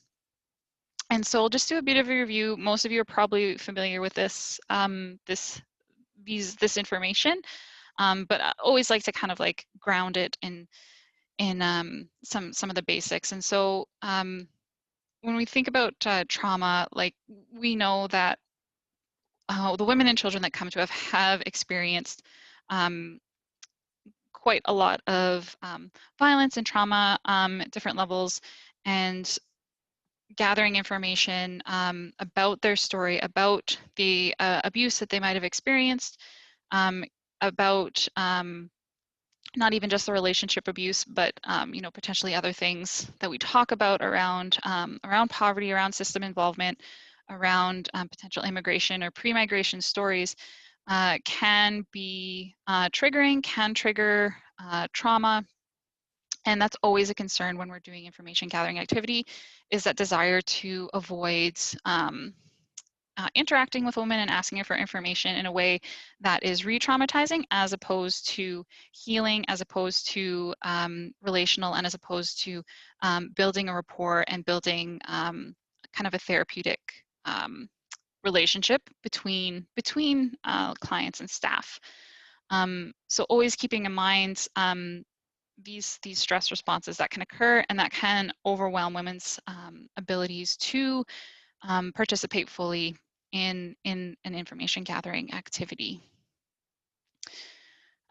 So just a simple-ish graphic trying to represent kind of the, I guess, quote unquote, mechanics of how trauma from the past can continue to affect women's behaviors, feelings, and patterns today. So memories can trigger. So a woman may experience, you know, kind of emotional flooding or zone out. They may numb out themselves, dissociate, or have an emotional reaction like anger. Because when a traumatic event occurs in an individual life, it tends not to be processed like other events, like regular kind of happy or kind of neutral memories. So traumatic memories get stored in a different way. A particular memory may be stored in the body and not necessarily in the thinking part of the brain. So when we say in the body, we mean more closely tied to kind of the fight or flight system. So, and when that memory gets triggered, it could be due to a particular sight, smell, sound, or experiencing a similar emotion that she felt during an abusive or a traumatic incident. That really triggers the body and making the body have that same physiological response, the same fight or flight response that it had in the moment then they experience the trauma, even though they are not in trauma at the moment. And so this is always kind of the thing that we're aware of and that we're working to avoid by being trauma informed. And so we then have another little bit of a diagram here. So so the triune brain is a theory or model that describes the evolution of the brain and related behavior. And this is really connected to trauma in terms of how memories are stored, how our body processes stress, and how our fight or flight mechanisms are triggered when we are in situations of extreme stress, chronic stress, or trauma. So it proposes that the brain is made up of 3 brains which talk to each other but have different specific functions. So this brain stem, they call it the most primitive. I'll put that again in air quotes. And its functions are basically to keep us alive. So breathing, heartbeat, etc. And that is also where, close to it is where the fight, flight, or freeze center is. And these are automatic responses to danger, to fear, and over time can become hyper-associated or hypersensitive with certain experiences, whether it's a one-time extremely traumatic event or, you know, repeated stressors, chronic stressors around things like abuse and patterns of abuse. The limbic system is the emotional brain, so it houses emotions. So when we feel anger, when we're highly reactive, or when we feel intense emotions, that's where it comes from. And then the prefrontal cortex is responsible for our executive functionings and reasoning. So it's responsible for when we can make plans, making decisions, thinking things through. So when trauma happens, the limbic and the reptilian brains show the limbic and the brainstem show really high activations, while the prefrontal cortex, which is our kind of our thinking brain, our rational brain, our planning brain, has little to no activity. We have limited access to our reasoning, to our executive functioning, and so it limits our ability to focus our attention. It limits our ability to manage our thoughts, reason, and problem solve. So when we're in trauma, we can't weigh the pros and cons, and we have to act. And so when a threat is associated with memory, it can signal the limbic and reptilian brain, go into survival mode, or kind of hijack our prefrontal lobes that make us believe, and it makes us believe that the traumatic event is happening right here and again. And so this is all to just kind of, this is always kind of the base of being trauma informed, of the things that we're trying to avoid in our interactions with clients. And so this next piece, I kind of want to open the floor out in terms of organizational, being as an organization, what are the things that we do to avoid these reactions when we have one-on-one interaction with clients? And so kind of I'll open the floor up again for discussions, for some points. It can be one word, it can be anything like that, and I'll put it in there.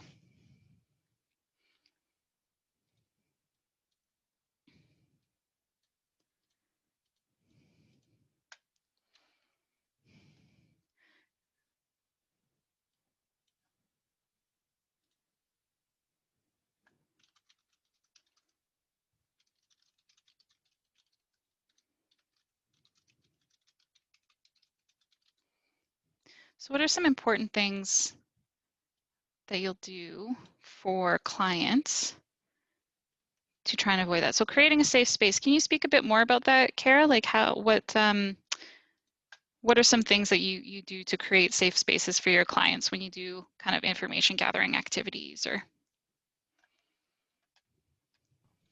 if anyone else wants to talk about how they create safe spaces? Oh, sorry. So safe space, for me, it can look like a lot of things, but really just being kind of present with the client and outlining that they have the autonomy to kind of delve into as much or as little as they want, identifying kind of my support and support after the meeting as well, and physically creating a safe space in terms of easy access to exits, that kind of thing.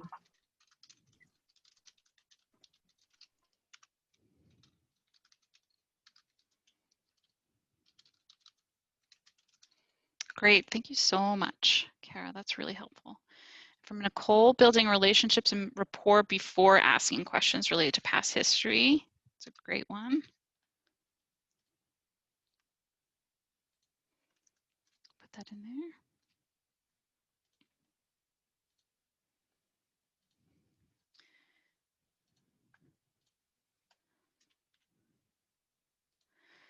Yeah, and why do you think that's important, Nicole, to build the rapport before asking about the past history?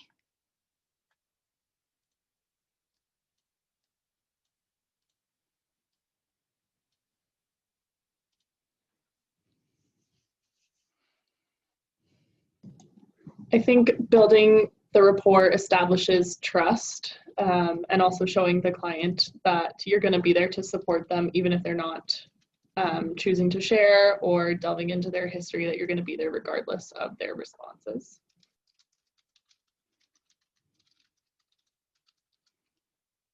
Great. Thank you, Nicole.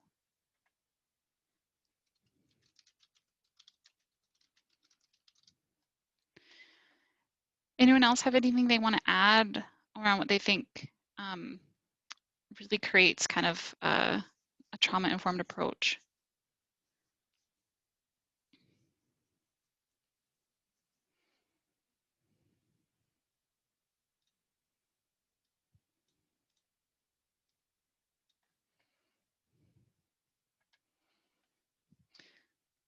All right, Sylvia. Thank you. So the invite, encourage, offer choice, and suggest. That's a really good kind of approach, okay? That kind of pattern that you can do again and again. You can invite, you can encourage, you can offer choice and make suggestions. That's really great. Natalie says, being okay in the silence and giving the client time to share or not share, creating a space where a client does not feel rushed. Again, that time piece coming up again, but instead comfortable and scheduled into staff's time. You have the time and will take the time and be there to listen. That's great. So kind of speaking a bit to being really intentional. Yeah, scheduling it in, making it important. Karen says, believing in what they're telling you. Great.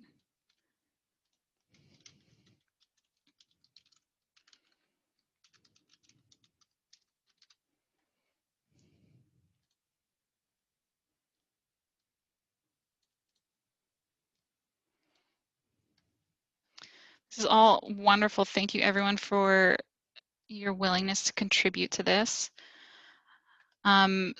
So this is all really, really great. So creating that safe space, building the relationships, establishing trust, being supportive regardless, really empowering their choice to share or not to share, offering them choices, supporting them in their choices, believing what they tell you, being that really affirming, supportive place where they can explore. That is absolutely great. And it fits in really well with kind of the next piece that we're going to talk about, which is the relational informed consent piece. So this is something we talk a lot when we talk about the danger assessment, when we talk about kind of any kind of information gathering activity that we do, is, you know, the importance of consent. And I think part of being trauma informed is being really intentional about consent, because it is that piece where it really does reaffirm the choice of the client to voluntarily share things that you know are personal, that could be private, that could impact them in many different ways. And so the definition of relational informed consent that ACWS likes to use is that it is voluntarily deciding to say okay to something while knowing about your rights. So your rights to, example, your right to confidentiality, your right to, you know, continue to access services kind of despite however much you decide to share. And so, as well as what is expected of you. You know, how much information you have to share in order to access services, you know, what is expected of you in terms of behavior if you do choose to kind of access a specific service, challenges you might face. So in the danger assessment, we definitely talk about the challenges of talking about your story can be potentially painful or upsetting, but then also really talking and emphasizing the benefits that folks gain from participating in a process, from participating in building a relationship. So it's not just focused on the challenges, it's also focused on the benefits. So when we talk about the danger assessment, we talk about the benefit of, you know, understanding your situation a bit better, being able to have information that helps you stay safe, helps your children stay safe. And I think the piece with the relational informed consent where it differs with the acuity scale from something like the DA is that because the acuity scale is multiple components that may comprise of multiple information gathering activities, then, you know, it's something that kind of has to be done at every one of those. And it doesn't have to be, you know, overly formal. It's not about having, you know, a million pieces of paper that say, I consent to this. And that's why we put the relational piece in there, because it is really about having that understanding, having it as a conversation, using the informed consent process to build rapport, build relationship, and build kind of that therapeutic relationship. So in thinking about informed consent, it's really, and talking to women when you're engaging in information gathering activities to understand your organization's procedures on record keeping and reporting in relation to a woman's confidential information. So for instance, being like, you know, we keep, I'm just filling out this intake form. It helps us get to know you better. You know, some of this information might be shared with some of the other staff. We will only use it to, you know, inform our work with you. It doesn't get shared outside of this organization unless you give us your explicit consent. You know, we keep it in a locked cabinet. No one else has access to it. So, and these are the kind of the conversations you'll probably have to have repeatedly. Again, because working in a trauma-informed environment, we understand that women that are in trauma or in crisis often need things repeated, don't necessarily have the capacity to focus on information that we give them or to be able to process it in the same way they would be if they were in a calm and regulated state. So having these conversations consistently, making them not super scary, but just really, really emphasizing that it's really about emphasizing her power and her choice to participate in any sort of information gathering activity that might be involved with the acuity scale. So Natalie had a comment in there, so important, as I've seen clients who think they need to share in order to receive services. They think they need to share enough for staff to believe them. Yes, need to be very intentional in letting clients know their rights, which is also a trauma-informed way for women whose rights have been violated or taken away. Really good points, Natalie. Often the women that come into shelter have been repeatedly, had their rights repeated and their boundaries repeatedly violated, and so really emphasizing that they do have the right to say no, they do have the right to decide how much information they share and when. Really, really empowering, really important. And really, exactly, again, the trauma-informed approach.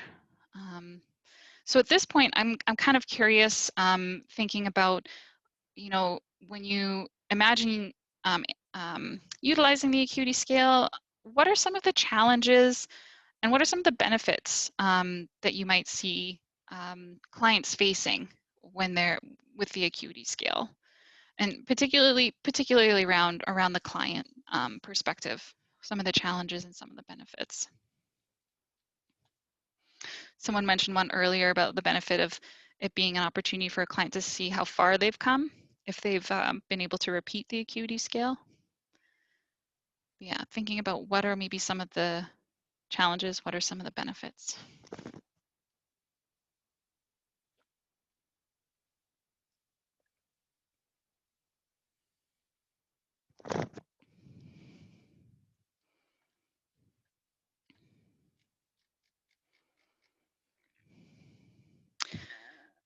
Well, I'll share one of the challenges that someone has brought up previously around the acuity scale, that they worried when they looked at the acuity scale, they felt they didn't want the clients to feel like they were being surveyed in terms of, you know, sitting down, there's a 28 kind of pieces of information we need from you, 28 categories, like a survey, and clients feeling like they're being kind of reduced to a number. And so I think that's that could potentially be a concern or a challenge. Yeah, yes, clients feel like it's all paperwork sometimes. And so I think that's a really important thing that you can think about and address when you're deciding how you want to implement the acuity scale, like in terms of who completes it, how you complete it, because we don't want it to just feel like clients are constantly filling out paperwork or constantly being assessed and being boiled down to a number with these types of things.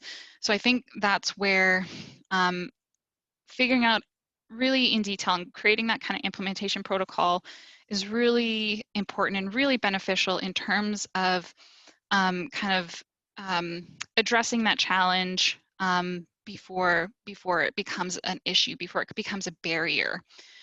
So it might be a challenge, but hopefully if we think about it ahead of time, we can make some plans, we can be thoughtful and intentional in our implementation so it doesn't necessarily become a barrier for clients to wanting to complete it. So that is definitely a challenge. I think, yeah, Natalie said there. Yeah. There. All right, so some other comments from Natalie. Natalie thinks it's empowering women and letting them know what the acuity is going to help us and make a plan that makes sense for their goals and needs.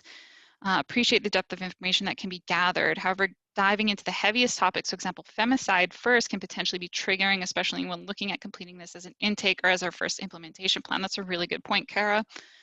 And so Irene has, in my conversations with Irene, and she's messaged me too, saying that, you know, thinking about how you implement this. And so, you know, I think as service providers, we also have to think about, we don't necessarily want to fall into the trap of thinking we have to do things kind of in the linear way as well. So just because, you know, the femicide piece is number 1 on the acuity scale, doesn't necessarily mean that's the first piece you have to tackle with a client. And you don't even necessarily have to complete the form in front of the client, but gather pieces of the information throughout your working relationship. Potentially different people gather different pieces of information. So I think these are really important conversations to have as you're thinking about how are we going to implement the acuity scale, looking at it not necessarily as something that's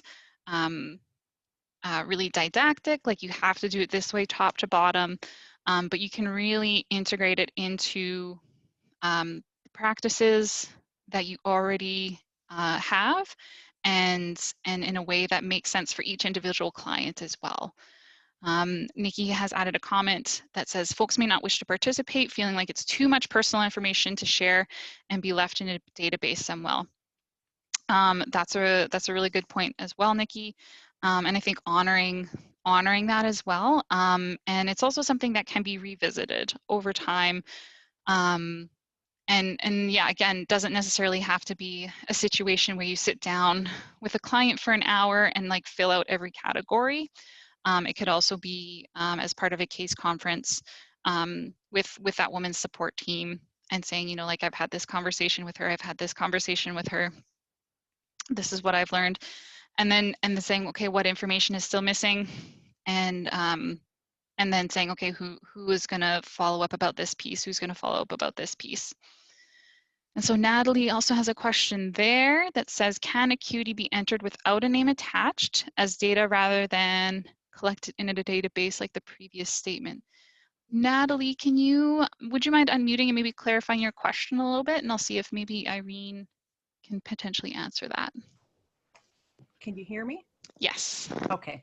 Yeah, just like the previous comment had just said, that putting too much personal information in a database. So whether or not we could potentially enter the acuity without a name attached, just so that ACWS is getting the data for data purposes rather than a name. Mm-hmm.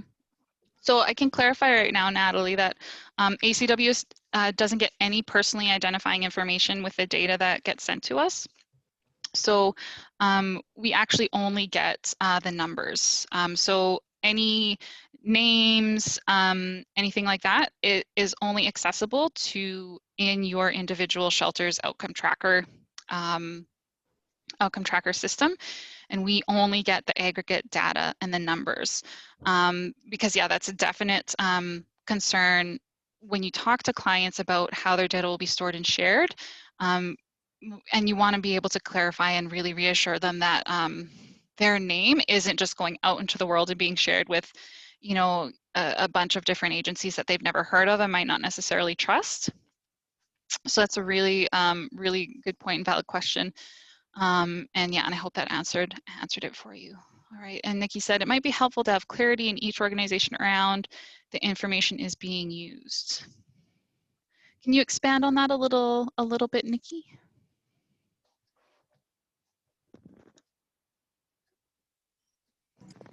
Sorry, you caught me mid-chew. Basically, it's just really being clear on how the information is being used, in what ways,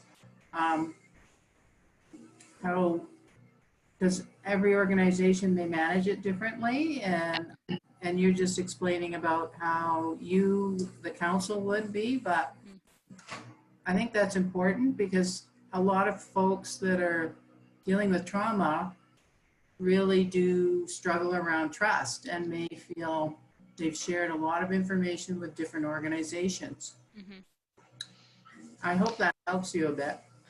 Yeah, I think that's really an absolutely excellent and relevant point. And so it's really important that within your own organization, when you do information gathering activities, to be really clear about your organization's policies and procedures and being able to communicate that with clients.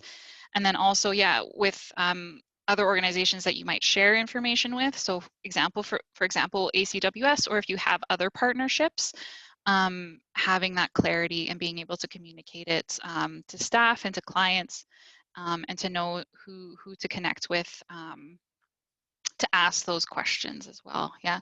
And so if you do have any questions, just as a side note on our data, you can contact myself or Shaylin, who introduced herself earlier, who is our new research and evaluation and kind of outcome tracker support coordinator. So if you have questions around data evaluation research, she's your gal, and she just put her email in the chat box. All right, so this is a really great conversation. I really, really appreciate all the excellent insights that you provided in the chat and in the conversation. And just to kind of summarize, you touched on these points already, that, you know, a relational approach as opposed to, you know, like, here's a piece of paper, sign it, really creates a context in which women can be empowered.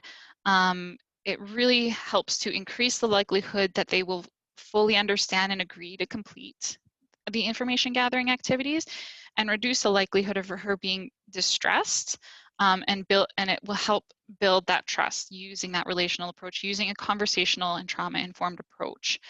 It can be achieved by some things you can do, like some of the folks mentioned before, allowing sufficient time to provide the woman with the information needed so that you have time to kind of fully explain things to her. You have time to complete the full activity, having time to answer any questions she may have, and using really clear and simple language and being honest. So a big thing is being honest. You know, if she says, you know, like, can you guarantee, you know, like, are you going to guarantee me complete confidentiality? You have to be able to say the situations in which you aren't able to maintain confidentiality. So we'll look at kind of a little step-by-step that kind of goes over kind of how these conversations can go. And again, like, this is just a high-level kind of outline and a guide around having these conversations, because it's conversations, again, will have to be kind of repeated over time, again and again, whenever you kind of do any sort of activity that could gather data that could be stored on a woman. And so, you know, first explain like kind of the purpose of any activity that you're going to do together, whether it's the danger assessment, whether you are going to kind of sit down and review the acuity scale, whether it's, you know, an intake form, whether it's information gathering about her child, anything like that. Talk about the benefits and risks. Talk about them really honestly, plain language again, and also talking about how you'll support her through any of those those challenges or the risks. So if one of the challenges is that it could be upsetting, it could be distressing, talk about how you will support her through those challenges. And kind of maximize those benefits.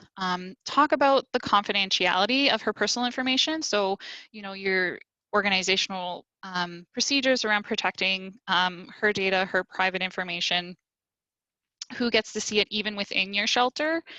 That can be really important.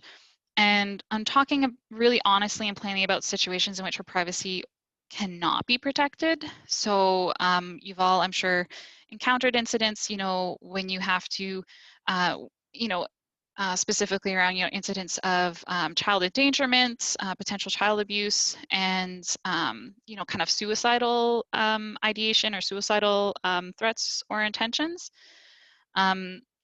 Because I think it's really important that they understand that, you know, you're not necessarily their full-on secret keeper, that you do have responsibilities to get extra help in certain situations.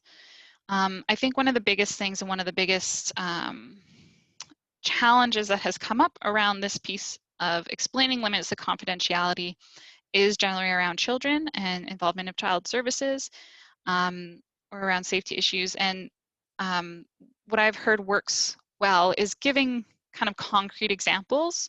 So if a safety issue arises, or if her or her children or a legal order or a request for information comes up, use those specific examples and put it in the context of your shelter. Talk about, you know, has it ever happened in your shelter? How often it happens? How your organization has responded in the past? What policies and procedures you have around it? And again, how you will support her through any incident in which you have to share personal information, potentially without her consent. And then again, last step, how the information will be recorded in her file and protected. Are there any other questions around this? I really like, this is the kind of we're getting close to the end. So any other questions, comments, discussions around informed consent, challenges that people have had around it, maybe ways that people have incorporated it into their different information gathering activities?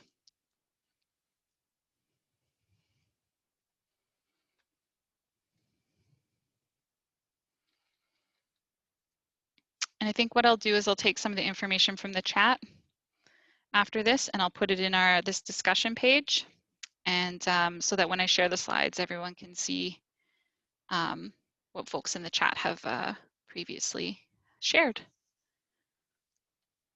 Okay, so I'll just move on to quickly one last piece, an example of how one of our members has incorporated the acuity scale into kind of their practice.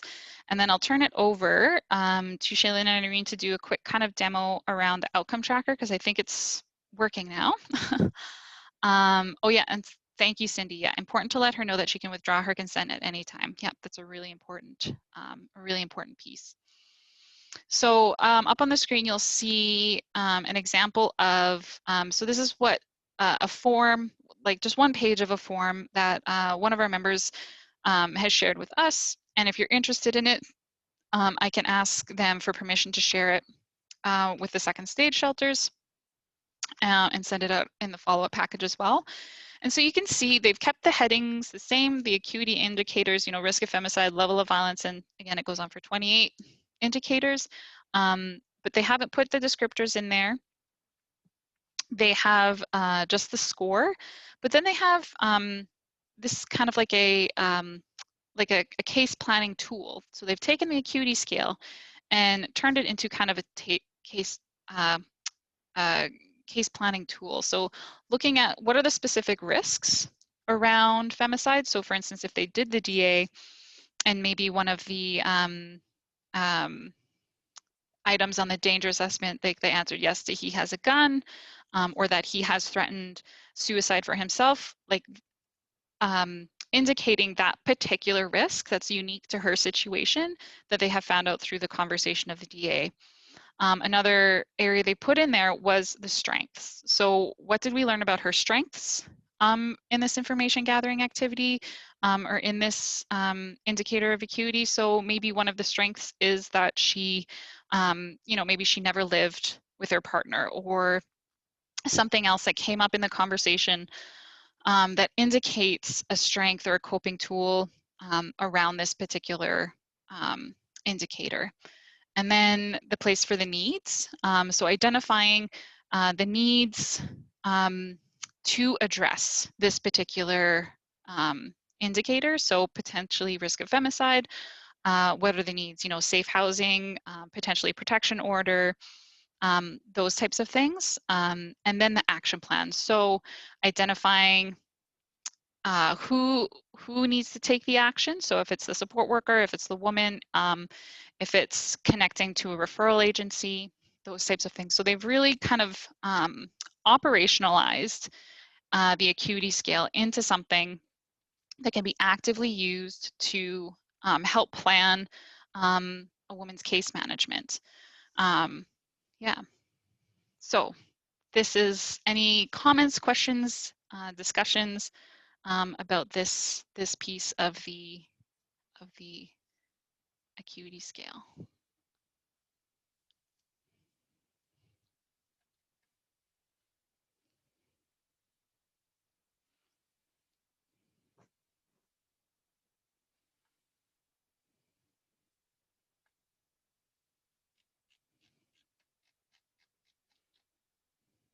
Well, I see, Kara, you put a question in there. Can you also share the acuity indicators document from Outcome Tracker?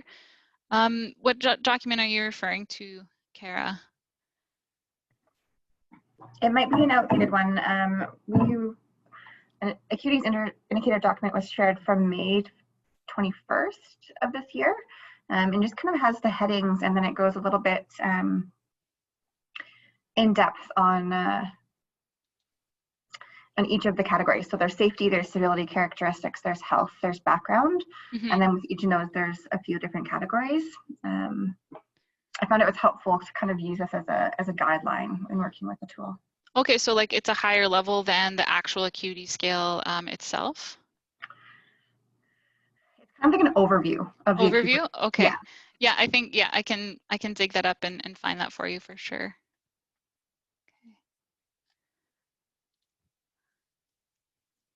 All right, so if there are no more questions or comments right now, I think I will turn it over to Shaylin and Irene. I'm going to stop sharing my screen so that they can share theirs. There we go.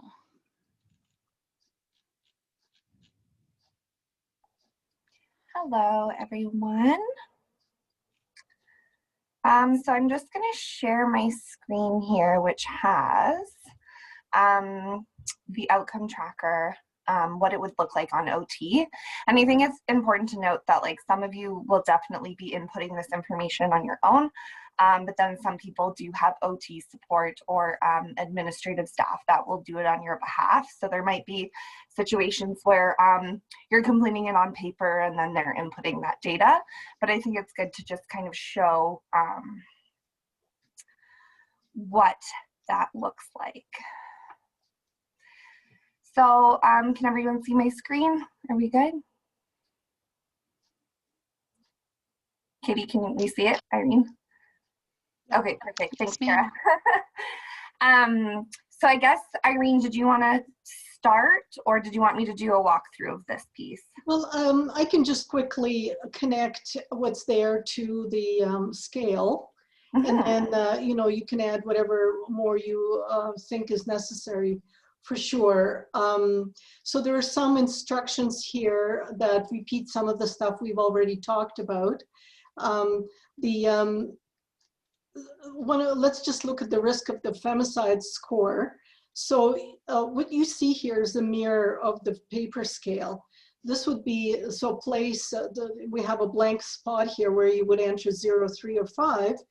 And then underneath you have the definitions that are, again, exact same definitions that we have in the paper version. So, so underneath here, you can see the danger assessment type. It says DA, and then it says total DA score 7. So that's what I was talking about, is that the scale actually populates some of the relevant scores from your intake data completion. So the idea would be, generally you would complete intake prior to, or at least at the same time as you would the acuity scale. And so the reason we did not populate the actual scale is because we still want you to take the time to think through the definitions.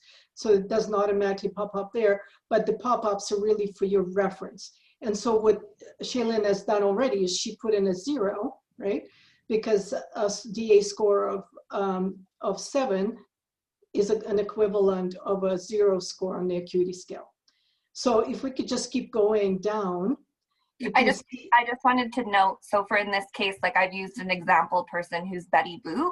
And so Betty Boop, you can see these forms, lots of you guys won't have all of these forms, but we've done a DA assessment with them, and under her client profile, her DA score has been 7. So it's actually directly tied to the name. But then just keep in mind, as people asked, what we see from our end is only a random ID number. We don't see that this person's score was from someone named Betty Boop. Yeah, I think that's really all, actually, Shaylin, that I just wanted to highlight, is to show people that there is a, like a perfect mirror image of what's in the form to what's in outcome tracker. So, you know, if you want to keep going through to just demonstrate the rest of this and maybe the reports and the scoring, that would be awesome. Yeah, so again, like Irene said, it's kind of just exactly what you'll see on the acuity scale that we have shared as a Word document. You'll see here as well with the DBSA. So Betty Boop has a DBSA of 2.5. So that's already being brought up for us as like a reminder, and same with safety concerns, privacy, access to personal information. So it's really tied to those other reports. Of course, if you don't have a DBSA score for this person, it wouldn't have that information there. Same with here too. You'll see there's some notes there. And yeah, it's honestly kind of exactly what we went through, but like as you add up numbers, so if let's say we're doing 3, 5, 3, 5, and if you put a wrong number, so if you put 4, it will ask you to correct it to 0, 3, or 5. So that kind of just helps with accuracy. So we're putting things like all the same pieces. There's little like info here as well that are tied back to the discussions we've had today. So you can always read through or check if you're gathering the right or inputting the right score there. So let's do 3. These are also, so does client self-identify as Aboriginal? These are all tied in with their admission form that you've completed on OT. So you can kind of just be reminded of what they indicated in an admission form there. And then when you get to the bottom, so we won't go through all of them because I think that'll take a little bit of time. So again, here we have the parenting stress index. So again, another one, and we can see it's tied here to if you did do a PSI, that is attached to Betty Boop's account. Again, keep going through. And then you'll see at the very bottom, it'll tally up and actually give you that total score. And then it will automatically tell you if it's low, moderate, or high. But it will also make sure that you know, so as Irene said, you have to complete a certain number of these in order for the acuity number to be valid or to be saved. So that's where this will also notify you, so you can kind of check back, oh, did I miss child concern score or child's exposure to violence? And then you can make notes. So this can be related to like how this tool works for you. So as you'll see, how it supported your data entry, any workflow thoughts or suggestions, ideas about additional reports that you might think are useful, and clarity of item definitions. So that's kind of a good place for us to gather information on how the tool has been working for you. In terms of running reports, I don't want to, Irene, maybe you can hop on here, but I am still learning OT. So since I'm new to the position, so I would hate to show you the wrong way to run a report. But this would then, you could save it under Betty Boop. The other thing too to note is up here at the top, I don't know if you can see, but on the right hand side there, you're able to complete multiple acuity scales. So as you have that client with you, you can input and redo the scale multiple times, and it will save every scale. Similar to if you redo the DD or DA assessment, it will also save, or admissions, for example, as some of you know, if someone's admitted more than once, you can save multiple admissions under that person. Yeah, so maybe just a quick reference to the reports for people. If we just go, people probably know how to get to the reports, but yeah. So the one thing I was gonna say too is here, if you have your staff on here, like I can say that Shaylin did it, and you can pick the date. So if you have to backdate or anything like that. But did you want me to go to reports, Irene, up here? Sure, yeah, that'd be nice. Yeah, thank you. So hopefully we can access what we need here. So there's the, yeah, there's the acuity scale. So this would look probably different in your layout because this is the administrator layout for Shaylin. But I'm not going to go into each report right now because it requires that people have data to actually run them. But just to give you a sense of what we've created, there are, there's 3 reports. If we can just go back to the headings, Shaylin,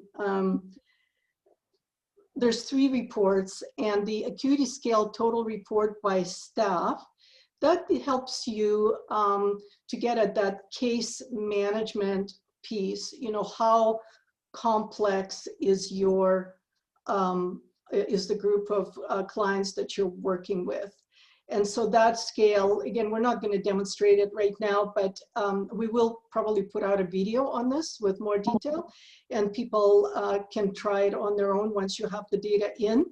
But this allows you to know the average scores for each staff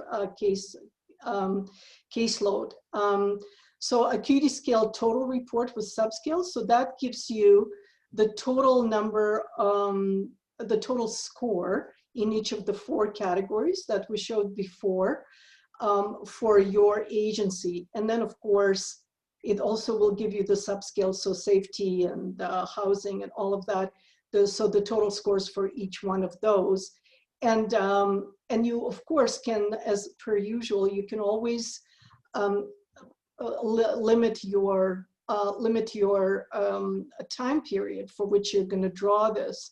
And this will give you a comparison for particular time period, but you can also identify the staff that you are interested in getting to look at maybe at their caseload.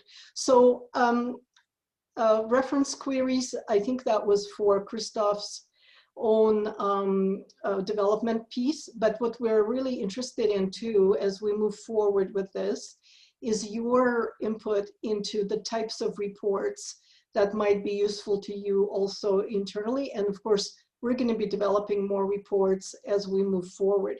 So Katie, that might be a kind of another question to put out to people at some point as a follow-up to this training. And once maybe people have tested out the reporting option, so that we can begin to maybe accommodate those some of those additional needs. Yeah, and the first step is, of course, getting this information into OT. So that's why today we're just kind of why we wanted to show you. So at the top, you can click that tab and complete an Acuity Scale online. Irene, I do see a question that I think is would be good for you to answer. Natalie's wondering if a DA has been done and the information suggests you should be answering 5 due to the high DA score.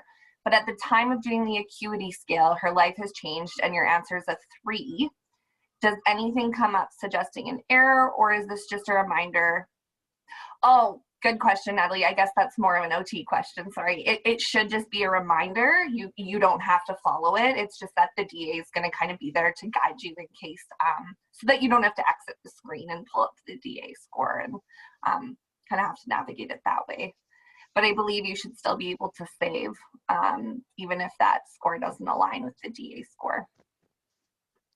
I have a question, follow-up question with that, Shaylin. It's Katie, because I am not familiar with the outcome tracker.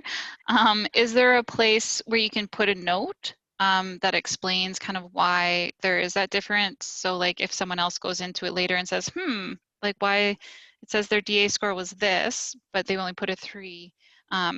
Is there a place where they can put that kind of note? Let me just pull it up here. At the bottom of the scale right now, you can submit notes, but those notes, we've kind of indicated them for feedback on inputting it, but you can probably use that note box as well to make notes of things like that. But that's a good question, and that's something I think we could input into the form. Like have little comment boxes, for example, like with some of those that have the dual scoring. So yeah, people find that like as they use this and input information on OT, if you find that that's something you would really like please let us know, and that's where we can work with Christoph and our OT side and tech side of things to get that in there. I just, if I can just add one more, just with respect to that question. So, so I think the question is asking, so the original, I think is what you're asking there, Natalie, is that when you were first completing the DA, it looked more complex, but then when Acuity Scale was completed, maybe it was completed later on in their stay in the shelter, and so at that point the complexity has decreased. Obviously it would because of her stay in the shelter. I think that also has to do with, and Katie, maybe you can jump in on this one. I think it has to do with the process, the administration process of the Acuity Scale, and it's I think it warrants some important conversation, because if we're doing kind of a pre-test, Acuity pre-test and then Acuity post-test, we actually want the Acuity to reflect, the first Acuity Scale to reflect what the situation was like when the woman first came into the shelter, right? And then sometime after, however often that retesting happens, whether it's 3 months later or whatever, we then put in, get another Acuity Scale completed, and we can actually then show that there's been an improvement across the safety piece. So I think that's a really, and it is a little bit fuzzy on this, because you might not know all the information clearly within the first few weeks of communicating with women. But the ideal is, you know, your intake and your first acuity scale should really reflect the situation of the woman at the time of her admission to the shelter, even if you find out about it, how it was later on. So, and that way we actually can have repeated comparisons over time. So Katie, I was hoping you could jump in because you were talking about that process earlier. Are you referring to kind of the process around having, yeah, I think there probably could be two processes that affect like that particular piece. Because I do know, yeah, as you said previously, most women that come into second stage come from an emergency shelter, and sometimes they come with a danger assessments already have been completed. And so I think, yeah, potentially, like if you do have that DA score from her emergency shelter, say, that could potentially be something that you use to inform the first time that you do the acuity scale. And then ideally, again, like once she's been there for a little while, you can repeat the danger assessment and see if that score has changed, and then also incorporate that into doing the acuity scale again. And so, yeah, Natalie has made a comment there. Yeah, doing the second acuity, and that is a possibility on Outcome Tracker. There's space there to have multiple instances, so you can see the date where you've done it, you know, within the first month of her stay, and then potentially like 6 months later you did another acuity scale, so you can see that change over time. And up here is where you put new acuity scale hiding empty fields.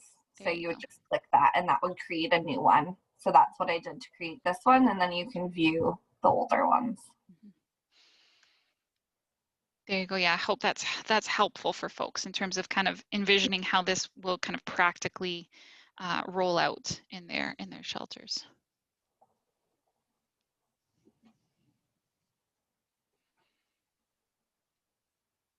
Perfect. Do we have any other questions around Outcome Tracker?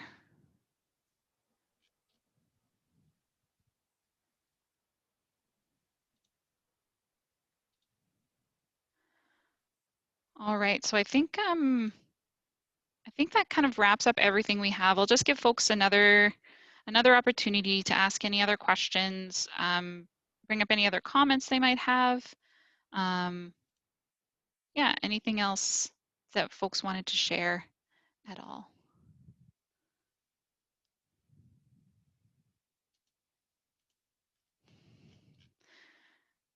All right, so we are done a little bit early, 12 minutes. That's pretty good, I think. I really appreciate everyone's willingness to be interactive, to give some feedback, provide information. It's really useful, not only for me as someone who kind of works at a distance to this, but I think it's really helpful for folks to hear from each other that work in the same field. You're the experts. And we're just the facilitators here to kind of bring this knowledge forward and together. So I will, some housekeeping pieces. So I will follow up with an email. I'll share these slides. I'll share a link to this video. I'll also share the Dbsa forms. I'll share information about the PSI.